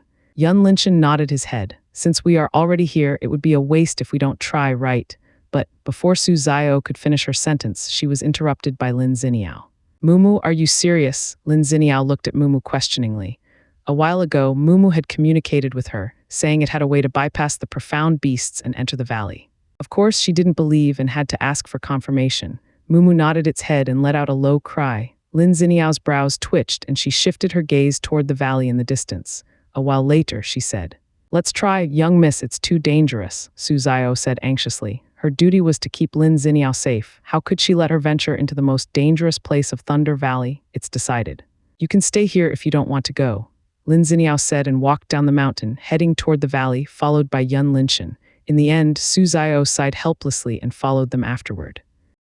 Boom, several ice pikes storming toward a 20 meters giant lizard, turning its body into pieces. Su Zio retracted her hand and turned to Lin Ziniao with a solemn expression. Young miss, I'm afraid we can't go further. Lin Ziniao obviously understood this, but she trusted Mumu didn't lie to her. She communicated with Mumu briefly and said to Su Zio. Mumu said that we need to reach at least 100 meters from the valley. She has a way to deal with those profound beasts. Su Zio went silent and turned around, moving forward after taking a deep breath. Meanwhile, Yun Linshan's brows always knitted together as he felt uneasy within his heart. His instinct told him there was something he was unaware of. This feeling made him extremely uncomfortable. Lin Ziniao noticed this and asked, "What's wrong?" Yun Linshan shook his head. "I don't know. I feel uneasy. There should be something we have overlooked." Lin Ziniao frowned and spread her spiritual sense out. However, she found nothing in the end and thought Yun Linshan was probably overthinking. Suddenly, Yun Linshan paused his step and turned to look at the distance behind him. His pupils turned golden, and he immediately saw two human figures with a weird energy shield blocking them. At this moment, he realized where was the source of uneasiness came from. It turned out he was being watched for all this time. Yun Linshan didn't react but shook his head as though he was overthinking and followed Lin Ziniao. His mind spun rapidly, trying to figure out who these two were. Lei Jun. It should be him. He is probably using some artifacts to conceal his presence. Yun Linshan thought. Because he hadn't reached the spirit profound real yet, Yun Linshan could not directly transmit his sound to Lin Ziniao's mind. He took out a small piece of paper and secretly wrote something on it before handing it to Mumu. Mumu was smart enough to understand Yun Linshan's intention. It stretched its body lazily and jumped onto Lin Ziniao's shoulder before handing the paper to her. Lin Ziniao was puzzled slightly upon receiving the paper. Her expression abruptly changed when she read the content of the paper. "Sister Su, Lei Jun is following us.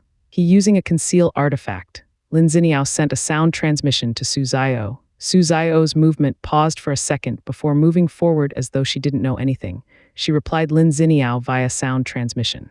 "Young miss, his target should be this young man. Are you sure you want to protect him?" Lin Ziniao's brows twitched into satisfaction as she responded. "Sister Su, I know you have an opinion on him. However, it is because you don't know him well enough. Let me say this, he is my benefactor. He saved my life before. Without him, I would die a long time ago." Astonishment appeared on Su Zio's face. She didn't expect this seemingly ordinary boy would be this amazing. Now she understood why Lin Ziniao was so polite to him. Thinking of this, the prejudice against Yun Linshan in her heart had disappeared entirely.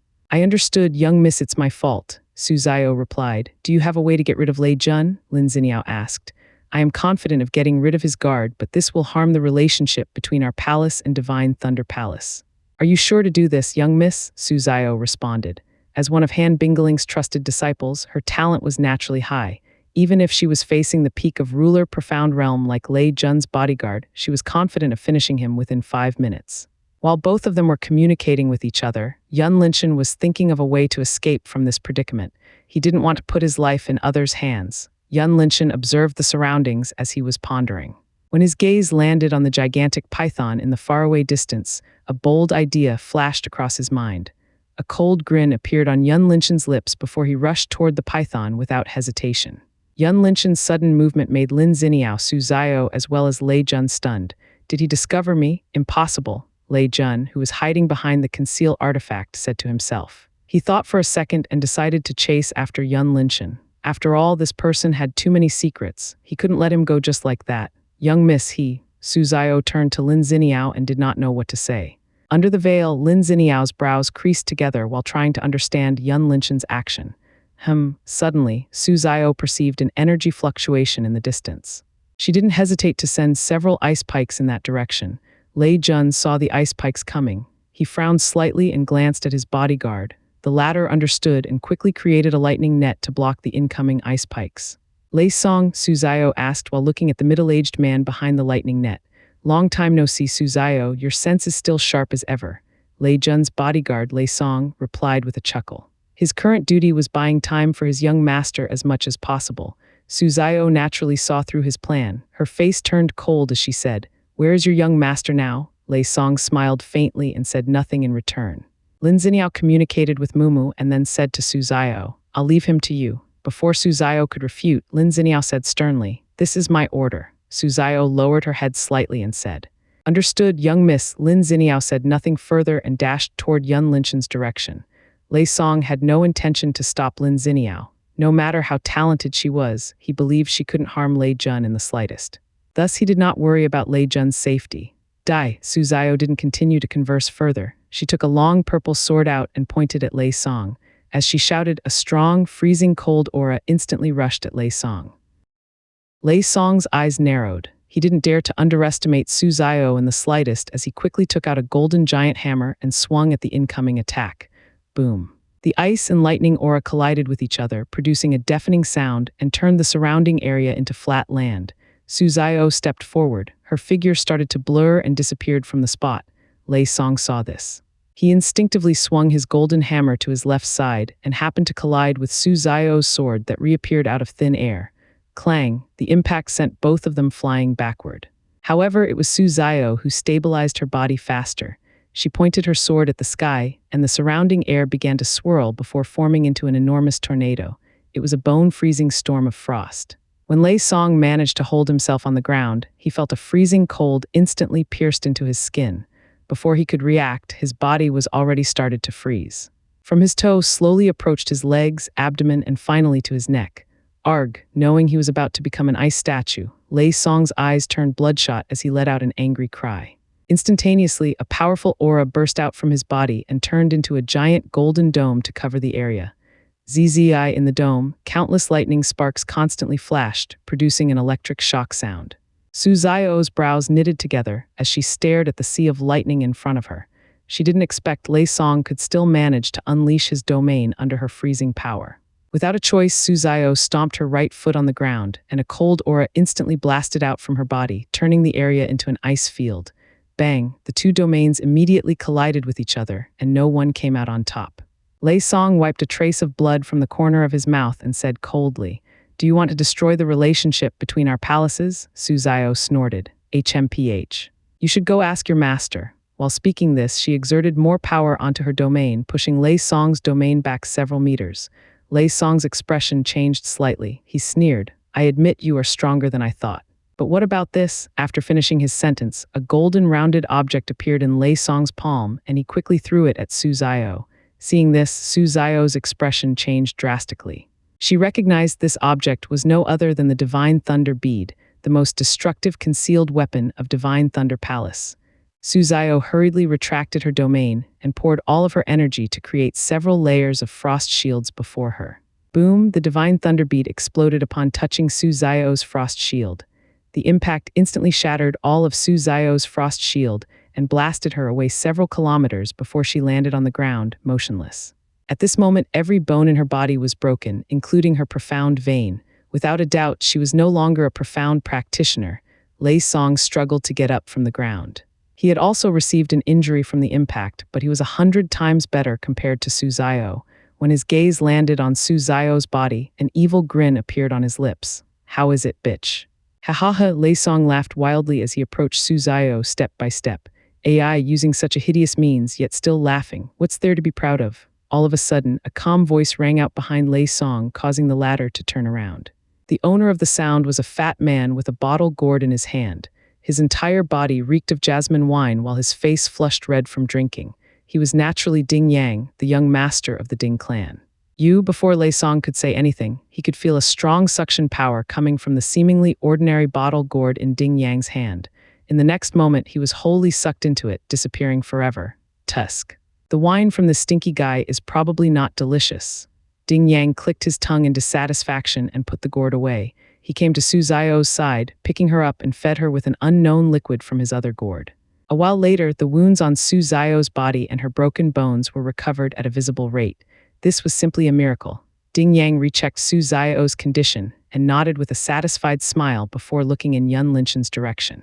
"This essence profound realm little boy is surely interesting," Ding Yang said to himself in a low voice. Yun Linshan would never expect, aside from Lei Jun, another person was watching him for all this time.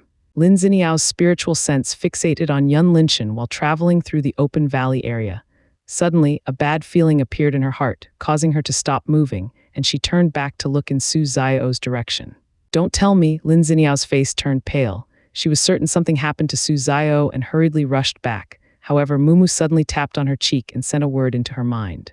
"Are you sure?" Lin Ziniao halted her step and asked uncertainly. From Mumu's words, Su Zio was currently safe and sound. Mumu nodded its head vigorously while pointing in Yun Linshan's direction, urging her to follow him. Lin Xiniao hesitated for a moment and shook her head. No, I must go back to see her. Mumu stared straight into Lin Xiniao's eyes for a while and leaped down from Lin Xiniao's shoulder before rushing after Yun Linshan. Lin Xiniao was taken aback. She wanted to stop Mumu, but she was also worried about Su Zio. She looked back and forth for a moment and finally gritted her teeth, rushing back to Su Zio. No matter what, she had to confirm Su Zio's situation first. Yun Linshan rushed at the gigantic python as though he was courting death. His goal was simple. He wanted to attract the python's attention and use this chance to eliminate Lei Jun's pursuit. If it was possible, he would try to kill Lei Jun far away behind. Lei Jun followed Yun Linshan unhurriedly. The moment he saw Yun Linshan rush toward the gigantic python, he immediately understood Yun Linshan's intention. At the same time, he had also realized Yun Linshan had actually discovered him. This made him wonder how many secrets Yun Linshan had. After figuring everything out, Lei Jun stopped chasing after Yun Linshan and watched the latter with a cold smile. He wanted to see Yun Linshan make a fool. Yun Linshan sprinted onward with all his strength while turning back to look for Lei Jun from time to time. When his eyes of heaven discovered Lei Jun had stopped moving, he chuckled slightly and activated the shadow step, disappearing from Lei Jun's line of sight like a ghost. Lei Jun was taken aback upon seeing this and cursed a few words before using his spiritual sense to locate Yun Linshan. The moment his spiritual sense spread out, the gigantic python suddenly opened its eyes. This was a pair of terrifying golden eyes that could penetrate anyone's soul. The python's gaze quickly captured the owner of the spiritual sense and let out a hissing sound. Instantaneously, a golden lightning bolt shot out from its eyes, rushing at Lei Jun's position. Shit, Lei Jun cursed and put the conceal artifact away. He hastily made complicated hand seals, and his body was instantly covered with a golden barrier. Boom, the lightning bolt collided with Lei Jun's barrier, immediately forcing Lei Jun to retreat several meters. Lei Jun could estimate the python's strength from this attack, as it was at least the 10th level ruler profound beast. With Lei Jun's current strength, he could not take the python down unless he went all out. After weighing the pros and cons for a moment, Lei Jun decisively gave up on pursuing Yun Linshan and chose to retreat. It wouldn't be too late to capture Yun Linshan when he returned to the outside, and he believed no one would dare to stop him. Surprisingly, the python didn't continue attacking Lei Jun and let him leave before closing its eyes, returning to its previous state. 2 kilometers away from the python, Yun Linshan's figure appeared in a small forest. He looked around vigilantly and heaved a sigh of relief when he found nothing.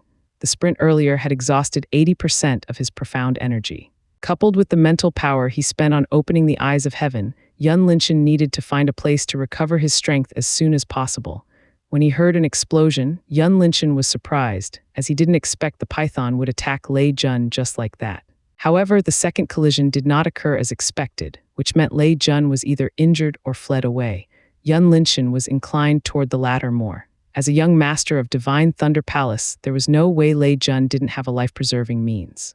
Yun Linshan quickly set up the alarm formation and found a place to sit down, replenishing his strength. His eyes fixated on the golden dome in the distance and pondered how to enter that place.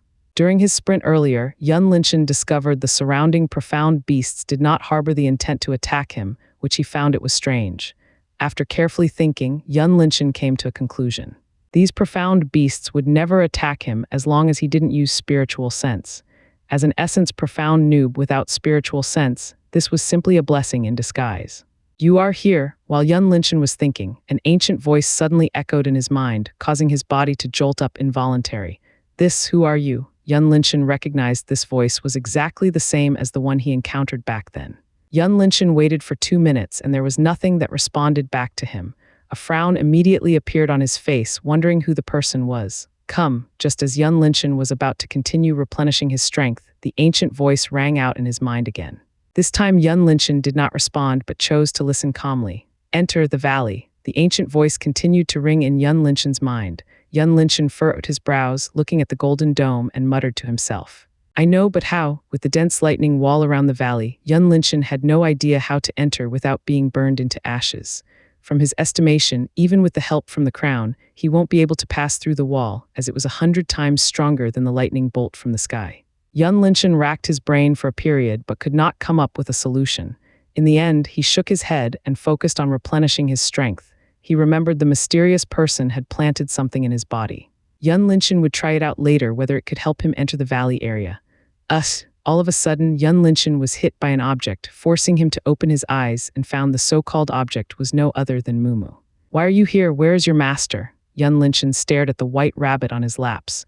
Mumu used its paws to explain something, and Yun Linshan could roughly understand that Lin Xiniao was safe. Yun Linshan nodded and asked in a half-joking tone, "By the way, why are you so attached to me? Are you falling for my handsomeness?" Mumu rolled its eyes and pointed its paw at Yun Linshan's forehead. Yun Linshan frowned slightly. "My forehead? No way, don't tell me it can detect the gate of beyond heaven," he thought. "What's wrong with my forehead?" Yun Linshan tested.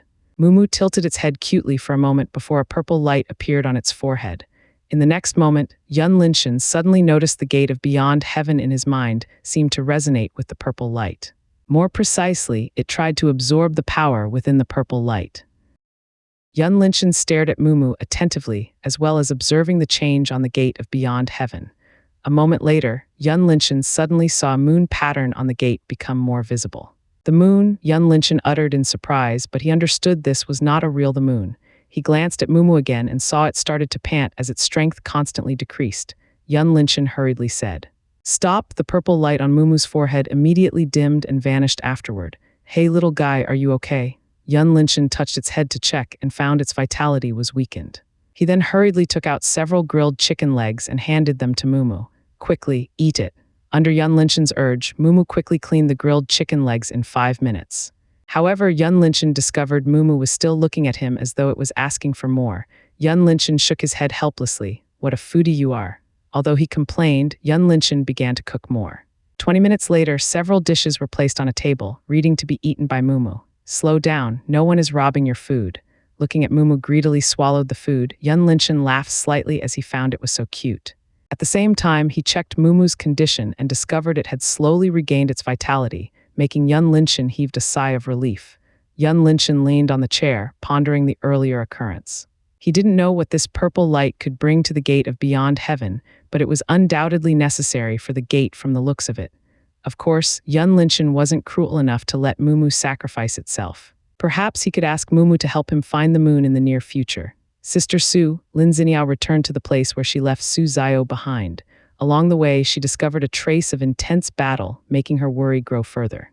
At this moment, she blamed herself for being selfish and left Su Zio behind. If something happened to Su Zio, she would never forgive herself for the rest of her life. Lin Xiniao scanned the area with her spiritual sense and finally found a movement 200 meters away. Without hesitation, her body became blurred and disappeared from the spot. A moment later, Lin Xiniao appeared nearby a charcoal tree and found Su Zio leaning against it. "Sister Su," Lin Xiniao quickly checked Su Zio's condition while raising her guard up in case Lei Jun's bodyguard was still alive nearby. No, how could? Lin Xiniao's expression changed drastically upon discovering Su Zio had lost all of her profound strength. Currently, Su Zio was no different from an ordinary mortal. Lin Xiniao was overwhelmed by guilt as she bit her lips until bleeding. She forced herself to calm down and tried to wake Su Zio up. "Young miss." A moment later, Su Zio opened her eyes and said weakly, "Don't say anything, Sister Su, it's my fault. I shouldn't have left you behind." Lin Xiniao said. Her voice was filled with sorrow and guilt. Tears formed in her eyes, ready to fall at any time. Su Zio shook her head weakly and said, "It's my duty to serve you." Lin Xiniao wiped her tears away. "Just take a rest, Sister Su. I'll look for a safe place." Just as Lin Xiniao looked around, she suddenly perceived a group of people moving toward her. Lin Xiniao quickly lifted Su Zio on her back, preparing to run. "Oh, isn't that Fairy Lin?" Before Lin Xiniao could escape, a male voice rang out from behind, causing her to halt on the spot. Lin Xiniao turned around and saw Ming Wu approached her with a faint smile. "Young Master Ming." Lin Xiniao responded calmly while her mind was spinning rapidly, thinking of a way to get out of this predicament. Ming Wu used his spiritual sense to check on Su Zio. Soon, he was surprised by the discovery and exchanged a glance with Qi Yuanfeng. When their eyes met, they saw a trace of lust within each other's eyes, and the corners of their mouths curled into an evil grin. Lin Xiniao naturally noticed the change in both of them, but she was aware she could not escape from the 5 bodyguards behind Ming Wu. Being surrounded was nothing new to her, as she had experienced this kind of situation several times. However, this time was different because she had a powerless Su Zio on her back. If she was alone, she was confident of getting out of here before these people could do anything. What a God-sent opportunity. Go capture her. Mingwu's eyes flashed with a wicked light. He didn't even bother to talk with Lin Ziniao and ordered his bodyguards to capture her right away. If Yun Linchen was here, he would immediately shout, "This is out of the script." Lin Ziniao's eyes turned cold, and a boundless killing intent instantly locked onto Mingwu, causing the latter to shudder. With one hand holding Su Zio's buttocks and a long purple spear appeared in another hand. A powerful aura instantly burst out from Lin Ziniao's body as she thrust the spear forward. Instantaneously, two chilling purple lights shot toward Mingwu and Qi Yuanfeng, aiming at their heads. Both Mingwu and Qi Yuanfeng's expressions abruptly changed when they perceived a tremendous power rushing at them. This wasn't the power that the origin profound practitioner like Lin Ziniao should have. When they realized this, both of them hurriedly conjured protective barriers to resist the incoming chilling lights. Bang, bang. Lin Ziniao's chilling lights penetrated the protective barriers that Mingwu and Qi Yunfeng hurriedly created like a hot knife cut through butter. Puff, puff, Mingwu and Qi Yunfeng managed to avoid the lights from hitting their heads, but their shoulders were unfortunate as they were completely shattered. Arg, Mingwu and Qi Yunfeng grunted in pain while stabilizing themselves on the ground. At the same time, Lin Ziniao was surrounded by a powerful force from all directions. Unless she could dig into the ground, there was no way she could escape from this. Lin Ziniao's face turned solemn and prepared to unleash her trump card. However, the moment she was about to make a move, a cold snort suddenly reverberated throughout the area. HMPH, instantaneously, the pressure around Lin Ziniao wholly disappeared, and Fu Tiania gracefully arrived in front of Lin Ziniao along with his 5 bodyguards. Fu Tiania stared at Mingwu coldly and said, "Your Ming clan is finished." Surprisingly, Mingwu did not feel agitated in the slightest by the arrival of Fu Tiania. It was as though he had expected this. He frowned slightly as he looked at the wound on his shoulder and turned to Fu Tiania. "You are finally willing to come out, huh? I've waited for you to appear a long time." Fu Tiania's brows raised in surprise as he responded. "Really? What are you going to do next then?" Qi Yunfeng threw a healing pill into his mouth and looked at Mingwu questioningly. It wasn't because he was unaware of what Mingwu was going to do next, but he didn't expect Mingwu to reveal it this early. A cold smile appeared on Mingwu's lips. He waved his hand slightly, and a black aura immediately flew out of his body. It was not only him, but all of his 5 bodyguards were also the same. As the one who lived with abyssal energy for years, Lin Ziniao instantly recognized this black aura. Abyssal poison. When Fu Tiania heard this, his eyes narrowed and he said, "Everything makes sense now. It turns out you are a member of Poison Valley. In the past, the power struggle between the 4 clans was fair and incredibly close. It was until the last decade, the strength of the Ming clan suddenly rose sharply and completely broke the balance between them. However, with the frozen moon palace standing behind the Fu clan, the Ming clan could only wait for a good opportunity to strike, and the time had finally come. As long as Mingwu could get rid of Lin Ziniao and Fu Tiania here, with the help of Poison Valley, the Ming clan would definitely become the Thunder City's overlord. Kill. Mingwu didn't want to waste his time, as Lei Jun and others might appear at any time. He decisively ordered all of his bodyguards to kill Fu Tiania and Lin Ziniao. Fu Tiania sent a signal to his people, and all of them immediately spread out, rushing to the enemy. The battle between the ruler profound practitioners with equal strength usually depended on who made a mistake first. Just this single mistake could lead them to death within a second. Hence, when they fought each other, they wouldn't recklessly attack unless they were confident. However, facing abyssal energy, Fu Tiania's men were gradually suppressed by the opponents. Even though they could still prolong the battle without injury, the chance for them to kill Mingwu's men was slim to almost impossible. Mingwu didn't worry much about his people. In his opinion, it was only a matter of time before they could kill Fu Tiania's men. All he needed to do right now was to prevent Fu Tiania and Lin Ziniao from escaping. "Let me see what the so-called genius Fu Tiania got." Mingwu grinned evilly as his eyes turned entirely black. The black mist around his body gradually became thicker. Before Fu Tiania could respond, Mingwu's silhouette flashed, instantly appearing next to him while punching toward Fu Tiania's head. Bang! The profound energy barrier that Fu Tiania conjured in a hurry was deadly smashed. He borrowed the momentum to roll over, evading into the distance. In the next moment, a bone-chilling, murderous aura drifted from Fu Tiania's rear, and he instinctively spun his body around before kicking at the incoming attack. Boom. Fu Tiania's kick met with Mingwu's fist head-on. Unexpectedly, it was Fu Tiania who flew away like a broken kite, but he managed to stabilize his body midair before landing on the ground. He wiped a trace of blood out of the corner of his mouth while staring at Mingwu with a solemn expression. Mingwu retracted his arm and chuckled with a mocking smile. That's it. Is this the so-called genius that everyone keeps praising? It turns out you are nothing but simply trash. Fu Tianyi didn't respond to Ming Wu's mocking remarks. Instead, he glanced at Lin Xiniao and then at his men, considering how to send Lin Xiniao away. Ming Wu's current strength was surpassed Fu Tianyi's estimation by a large margin. He might handle Ming Wu alone, but if the latter changed the target to Lin Xiniao, Fu Tianyi wasn't confident of protecting her. Ming Wu naturally saw through Fu Tianyi's thoughts. He laughed slightly. Heh, are you thinking about how to send her away? Aren't you too naive? He sent a signal to Qi Yuanfeng, and the latter quickly rushed toward Lin Xiniao with a long sword in his hand. Miss Lin, I heard you are the #1 beauty of Northern Continent. It seems today this lowly one must tear your veil at all cost. Qi Yuanfeng grinned as he swung the sword at Lin Xiniao. Under Qi Yuanfeng's attack, Lin Xiniao was incomparably calm. She flicked her wrist slightly, and a bone-freezing aura immediately burst out from her spear as she thrust forward to meet the incoming attack. Bang. Both of their weapons collided with each other, producing a tremendous force to sweep the surrounding area. The impact had created a large hole in the ground beneath Lin Xiniao's feet, but there was no injury on her body. Meanwhile, Qi Yuanfeng's face turned unsightly while flipping backwards several meters away. He thought he had overestimated Lin Xiniao's strength already, but who would have thought she could still give him a big surprise with this attack? Qi Yuanfeng took a breath and said with a smile, "As expected, you deserve to be the one and only disciple of Palace Master Han." Although Lin Xiniao was calm on the surface, she was actually agitated a bit in her heart. The previous 2 attacks had consumed her profound energy significantly. If the battle continued further, she wasn't sure whether she could handle Qi Yuanfeng. Fu Tianyi saw this scene. His eyes turned cold and a boundless killing intent emanated from his body. He flicked his hand slightly, and a thin, sharp sword appeared in his palm. This sword was approximately 120 centimeters long, and it was thin as paper.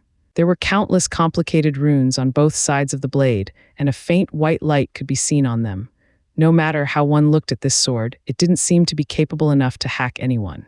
Ming Wu looked at the thin sword in Fu Tianyi's hand and was surprised. He heard about the cicada wing sword of the Fu clan before. It was said the ancestor of the Fu clan had met the legendary figure, Cicada Wing Heavenly Sword Monarch, who swept the endless sea in the past and fortunately inherited his legacy. Although Ming Wu did not know the specific information about the Cicada Wing profound sword art, it was, after all, the legacy of the legendary powerhouse and could not be underestimated. Without hesitation, a giant broadsword appeared in Ming Wu's hand. He stomped on the ground with his right feet while his body bent forward. In the next moment, his silhouette flashed and reappeared before Fu Tianyi while swinging the giant broadsword down. The tremendous force from the swing instantly caused the ground around Fu Tianyi to crack before it could hit him. Facing such pressure, Fu Tianyi stood still like a statue. Until the broadsword was about to smash his head, Fu Tianyi quickly moved his sword, thrusting at Ming Wu. Ming Wu sneered. If Fu Tianyi moved a bit faster, he might be able to avoid his broadsword. It was impossible to move now. However, Ming Wu's expression abruptly changed in the next moment as he discovered the cicada wing sword had already arrived in front of his forehead. This speed was extremely terrifying to the point he could not capture it with his naked eyes. Puff Ming Wu managed to avoid Fu Tianyi's cicada wing sword, but he wasn't entirely without injury. Fu Tianyi's sword brushed past Ming Wu's forehead, creating a long, narrowed wound on it, and Fu Tianyi wasn't stopped at that. All of a sudden, the cicada wing sword bent at an abnormal angle, resembling a Philippine cicada wing, and went straight to Ming Wu's throat. Seeing this, Ming Wu hurriedly swung his broadsword at Fu Tianyi, aiming to make the latter back off. Unfortunately, Fu Tianyi did not seem to care about being hit by the broadsword, as he solely focused on taking Ming Wu's life. Crackle, Fu Tianyi was sent away by the broadsword, and a bone-breaking sound could be heard clearly. Without a doubt, Fu Tianyi's ribs must be broken. On Ming Wu's side, a narrowed wound appeared on his throat, but it wasn't deep enough to take his life. He covered the wound with his hand, and a trace of fear appeared in the depth of his eyes. If it wasn't because of the abyssal energy's protection, his head would be cut off by now. Ming Wu took a deep breath and said, "Unfortunately for you, you've missed the best chance to kill me.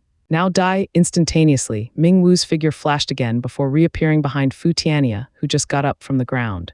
A gust of wind drifted from Fu Tianyi's rear, and he decisively swung his cicada wing sword backward. Boom, the collision separated both of them to several meters. Apparently, no one came out on top. At this moment, Fu Tianyi suddenly pointed his sword toward and shouted, "Cicada wing sword art 5th style, swarm." A white glow burst out from Fu Tianyi's body, chasing the surrounding darkness away. Fu Tianya's figure began to blur and disappeared from the spot before reappearing in front of Mingwu in a ghost manner. Mingwu didn't know whether it was an illusion. The current Fu Tianya's figure seemed to turn into countless cicada wings, and all of them swarmed over him like a storm. Puff, puff, puff. Countless wounds immediately appeared all over Mingwu's body. Blood splashed out like a rain of arrows, causing Mingwu to spasm nonstop. Arg! Mingwu screamed painfully and released all of abyssal energy within his body. Bang! Fu Tianya was caught off guard and was sent away by the eruption of abyssal energy. I will kill you. Mingwu was furious to the extreme. His current appearance was no longer resembled human. From head to toe, his entire being turned utterly black, akin to an abyssal demon from hell. Qi Yunfeng was currently having a hard time fending off Lin Xiniao's constant attack. When he heard Mingwu's scream, he was extremely shocked and took a glance in Mingwu's direction. He didn't expect Mingwu to be this desperate and chose to let abyssal energy devour him. Lin Xiniao saw Qi Yunfeng was distracted. She quickly shot her spear toward his thigh and successfully injured him. Qi Yunfeng grunted in pain and threw a small dagger at Lin Xiniao, interrupting the latter's momentum. Lin Xiniao tilted her body to avoid the dagger, and she did not let this chance go. She gripped the spear tightly. A cold aura instantly surged out from her body, and a purple glow appeared in her eyes as she pointed her spear at Qi Yunfeng. When Qi Yunfeng looked up, he saw a giant purple moon behind Lin Xiniao and felt his soul had turned frozen. Blood, sweat, every liquid on his body gradually froze and turned into an ice particle afterward. A sense of danger emerged within Qi Yunfeng's heart. He knew if he didn't go all out now, he would definitely die here. Without hesitation, Qi Yunfeng released abyssal energy to protect himself. His eyes turned completely black as he stared at Lin Xiniao. If Yun Linchen was here, he would be shocked by the revelation. It turned out Qi Yunfeng was actually a member of Poison Valley. In the next moment, a bone-chilling storm of frost coming from Lin Xiniao quickly swept past Qi Yunfeng and turned everything in the surrounding area into an abyss of ice. Qi Yunfeng gritted his teeth as he poured every ounce of his abyssal energy into the protective barrier while glancing at the berserk Mingwu, who was now bombarded Fu Tianya with all his might. Seeing Mingwu still could not get rid of his opponent, a trace of hesitation appeared in Qi Yunfeng's eyes. Although Mingwu was close to him, there was no way he would choose to die with him here. In Qi Yunfeng's opinion, Mingwu was too stupid and overconfident by revealing his identity this early. Lin Xiniao realized she could not break Qi Yunfeng's defense as a massive gap between Origin Profound Realm and Heaven Profound Realm was still there. With the addition of abyssal energy, as long as Qi Yunfeng continued to defend, she would never have a chance to kill him. She could force Qi Yunfeng to this state was already considered a miracle. Lin Xiniao finally made a decision as she retracted her spear and took out a glowing white longbow. The bow had an exquisite design, stood approximately 170 centimeters tall. The body was built with one of the rarest materials in the Azure world, lunar essence stone, and the deep blue whale's rawhide was used to make the bowstring. A small moon symbol was engraved in the middle when Li Xiniao grabbed a hold on the bow. The symbol was shining brightly in purple light. Holding such a longbow, Lin Xiniao had no choice but to put Su Zio on the ground first. She flicked her left hand slightly, and a smooth white arrow appeared on it before bringing it to the bow and aimed at Qi Yunfeng. The moment Lin Xiniao knocked the arrow up, Qi Yunfeng could smell death. He immediately knew he was unable to take this shot. Without hesitation, a green talisman appeared in his palm and he immediately shattered it. When Lin Xiniao saw a white light appeared around Qi Yunfeng's body, she realized he was about to escape with the escape talisman. She quickly loosened her left hand, and the arrow immediately charged at Qi Yunfeng, turning into a streak of white light. Qi Yunfeng saw the white flash rush straight at him. He had anxiously urged the talisman to bring him away. Right before the arrow could hit his head, Qi Yunfeng's figure had vanished from the spot, causing the arrow to miss the target, and it went straight to a small hill in the distance. Boom! Instantaneously, a giant hole appeared on the small hill. One could imagine what Qi Yunfeng would turn to be if he were hit by the arrow. Without a doubt, there wasn't a single trace of his body left behind. After seeing Qi Yunfeng escape away, Lin Xiniao lost a large portion of her strength and immediately fell onto her knees. With her current power, she could only use this lunar goddess bow once in 2 days. She quietly exhaled and looked at Fu Tianya. Die, die, die for me. At this moment, Mingwu was madly swung his broadsword at Fu Tianya while shouting maniacally. Meanwhile, Fu Tianya tried his best to avoid Mingwu's attack and occasionally made a counterattack with his cicada wing sword. Though he managed to wound Mingwu, the latter did not seem to care or feel pain as he continued to bombard Fu Tianya without a sign of exhaustion. This made Fu Tianyi desperate. Fourth style whirlwind. Fu Tianyi saw a chance and spun his sword while thrusting at Ming Wu's right shoulder. Puff, the cicada winged sword transformed into a sharp whirlwind, piercing through Ming Wu's shoulder and wholly shattered it into pieces. Despite that, Ming Wu's strength did not seem to decline at all. On the contrary, his swing became more vigorous and was powerful than earlier. Boom, boom, boom. Whenever Ming Wu's broadsword swung down, the ground instantly shattered, forcing Fu Tianyi to keep changing his position and losing a chance to make a counterattack. Fu Tianyi saw Lin Xiniao fell on her knees through a corner of his eyes. He then cast his gaze over his men in the distance and found all of them were utterly suppressed by the opponents.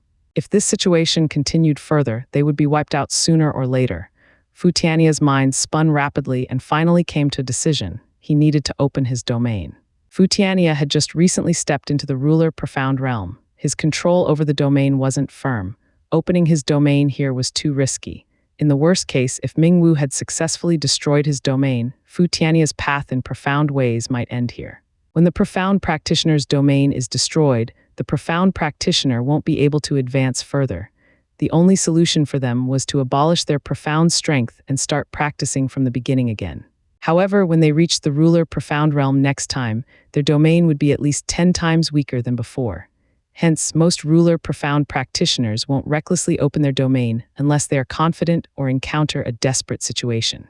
Compared to Lin Xiniao's safety, Fu Tianyi thought the risk he would face was nothing. He avoided Ming Wu's strike and distanced himself several meters away. He brought his sword up in front of his face. His eyes turned resolute and the profound energy within his body surged out violently. Cicada wings domain, Fu Tianyi uttered coldly. Swish, instantaneously, a bright white light was released from Fu Tianyi and formed into a white dome, swallowing all the surrounding darkness. Ming Wu's movement abruptly halted as his black eyes stared at the surrounding white dome. At this moment, he found himself standing alone in this pure white world, this place abnormally quiet without any sound. Whoosh. Just as Ming Wu was confused, a small white cicada bizarrely appeared out of thin air before flapping its wings and rushed toward him. When it came closer to Ming Wu, he instinctively swung his broadsword at it. However, his strike didn't hit the target as it was passed through the cicada's body like nothing was there. Arg! Ming Wu let out a painful cry as the white cicada hit his eyes. He felt as though he was pierced by a sharp needle. Swish. Swish, more and more cicadas suddenly appeared and swarmed over Ming Wu, causing him to scream furthermore. In the next moment, his entire being was wholly covered by the cicadas. All the black parts on his body could not be seen.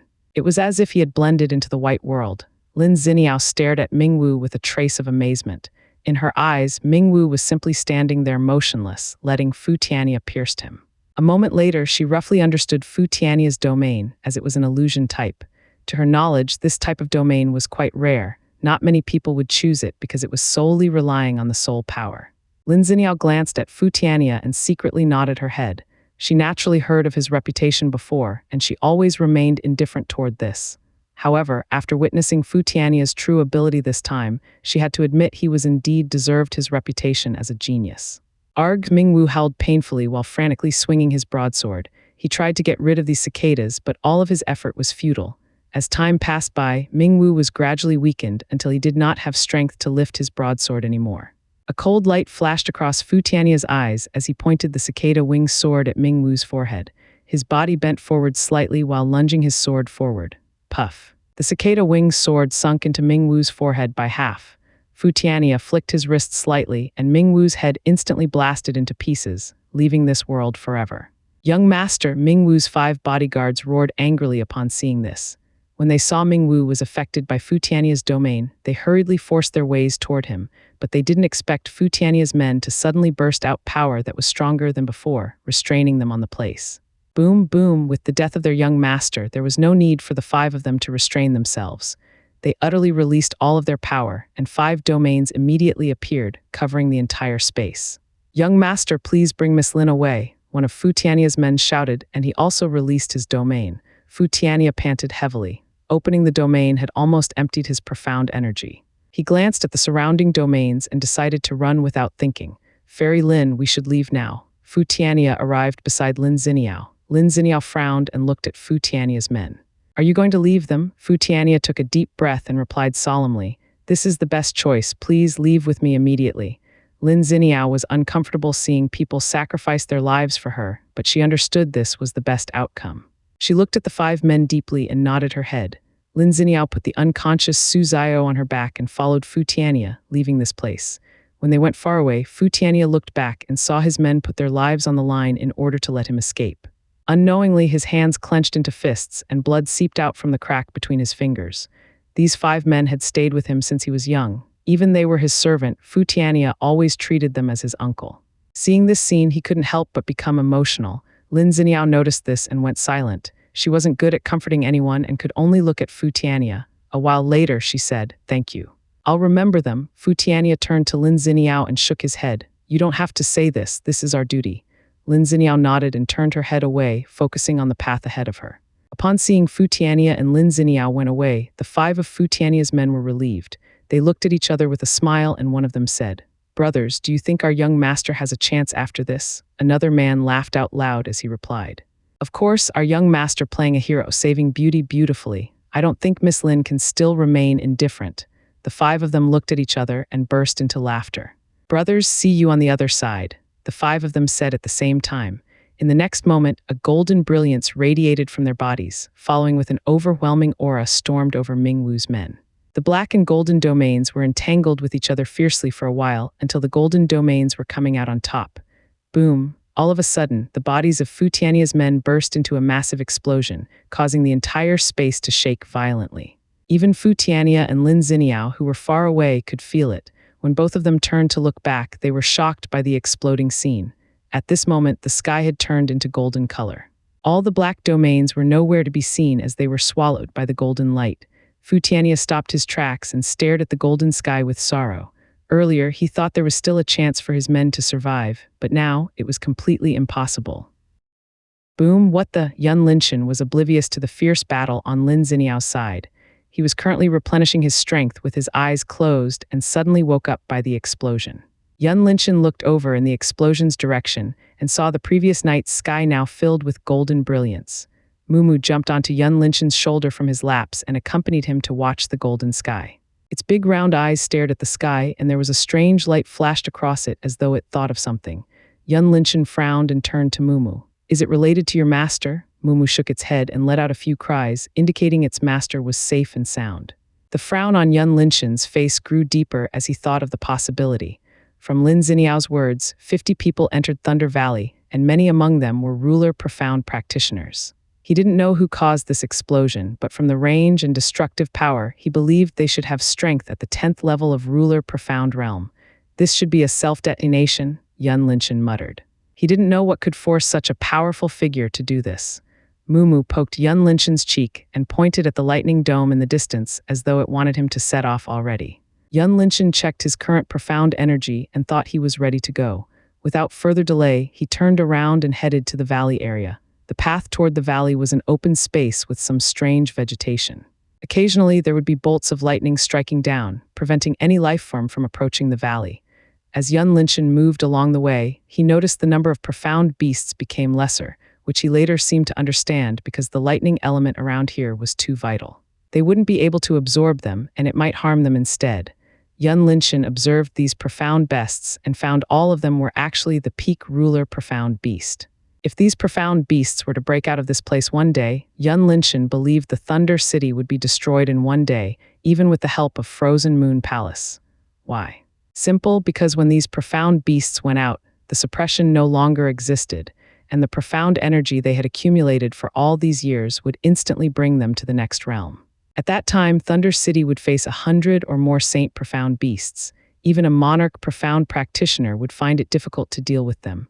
Yun Linshan suddenly thought, if he took away the lightning element source here, Thunder Valley would no longer exist, right? Wasn't that mean he was going to cause a disaster? Thinking of this, he couldn't help but become worried. Although he wasn't righteous or had an affection for Thunder City, he didn't want to cause trouble for others, especially to a genuinely innocent one. Sighing, all of a sudden, a shattering sound rang out from a distance ahead of Yun Linshan, making him stop moving and looked over. A bizarre scene appeared in Yun Linshan's line of sight as he found a fat man was actually drinking a cup of wine, looking at the lightning dome leisurely. It was as though he was sightseeing. When he drained all the content in the jade cup, he would throw it on the ground, which Yun Linshan found interesting. This kind of action was usually be seen often in ancient Chinese drama. A golden light appeared on Yun Linshan's pupils while looking at this fat man. In the next moment, he discovered this person was the sixth level of Heaven Profound Realm. Judging from his bones and appearance, he should be in his 30s. 30 years old Heaven Profound Realm. This fatty should be someone from the four clans, Yun Linshan thought. The fat man was no other than Ding Yang, who secretly arrived here ahead of Yun Linshan. When he perceived someone nearby, he turned around and found Yun Linshan staring at him vigilantly. Ding Yang smiled, raising the cup of wine, and said, "Little brother, want some?" Yun Linshan stared at Ding Yang for a while and smiled faintly. Sure. Following that, he went to sit opposite Ding Yang and took the cup from the latter, then drained it in one go. Ding Yang was surprised and asked, "You didn't fear I would poison you? Good wine." Yun Linshan wiped a wine stain out of the corner of his mouth while placing the cup on the table. He raised his head slightly and replied with a mysterious smile hung on his lips. "You can't." Through the eyes of heaven, he did not see any poison in the wine, and even there was one he did not fear at all as he trusted his medical skill. Ding Yang stared at Yun Linshan for a moment and let out a chuckle. Interesting. He poured another cup for Yun Linshan and himself. He said, "My name is Ding Yang. You can call me Brother Yang directly." "What is little brother's name?" Yun Linshan gulped another cup and replied, "My name is Yun Linshan." Judging from Ding Yang's action, Yun Linshan could roughly guess this person had definitely seen him before, and perhaps hearing the conversation between him and Lin Xiniao. Hence, he didn't plan to give him a fake name. "I thought you would tell me a fake name." Ding Yang curled his lips. During this period, Ding Yang had observed Yun Linshan and believed he was an extremely cautious person. When he heard Yun Linshan told him his real name, he immediately understood Yun Linshan was aware of his existence and purpose.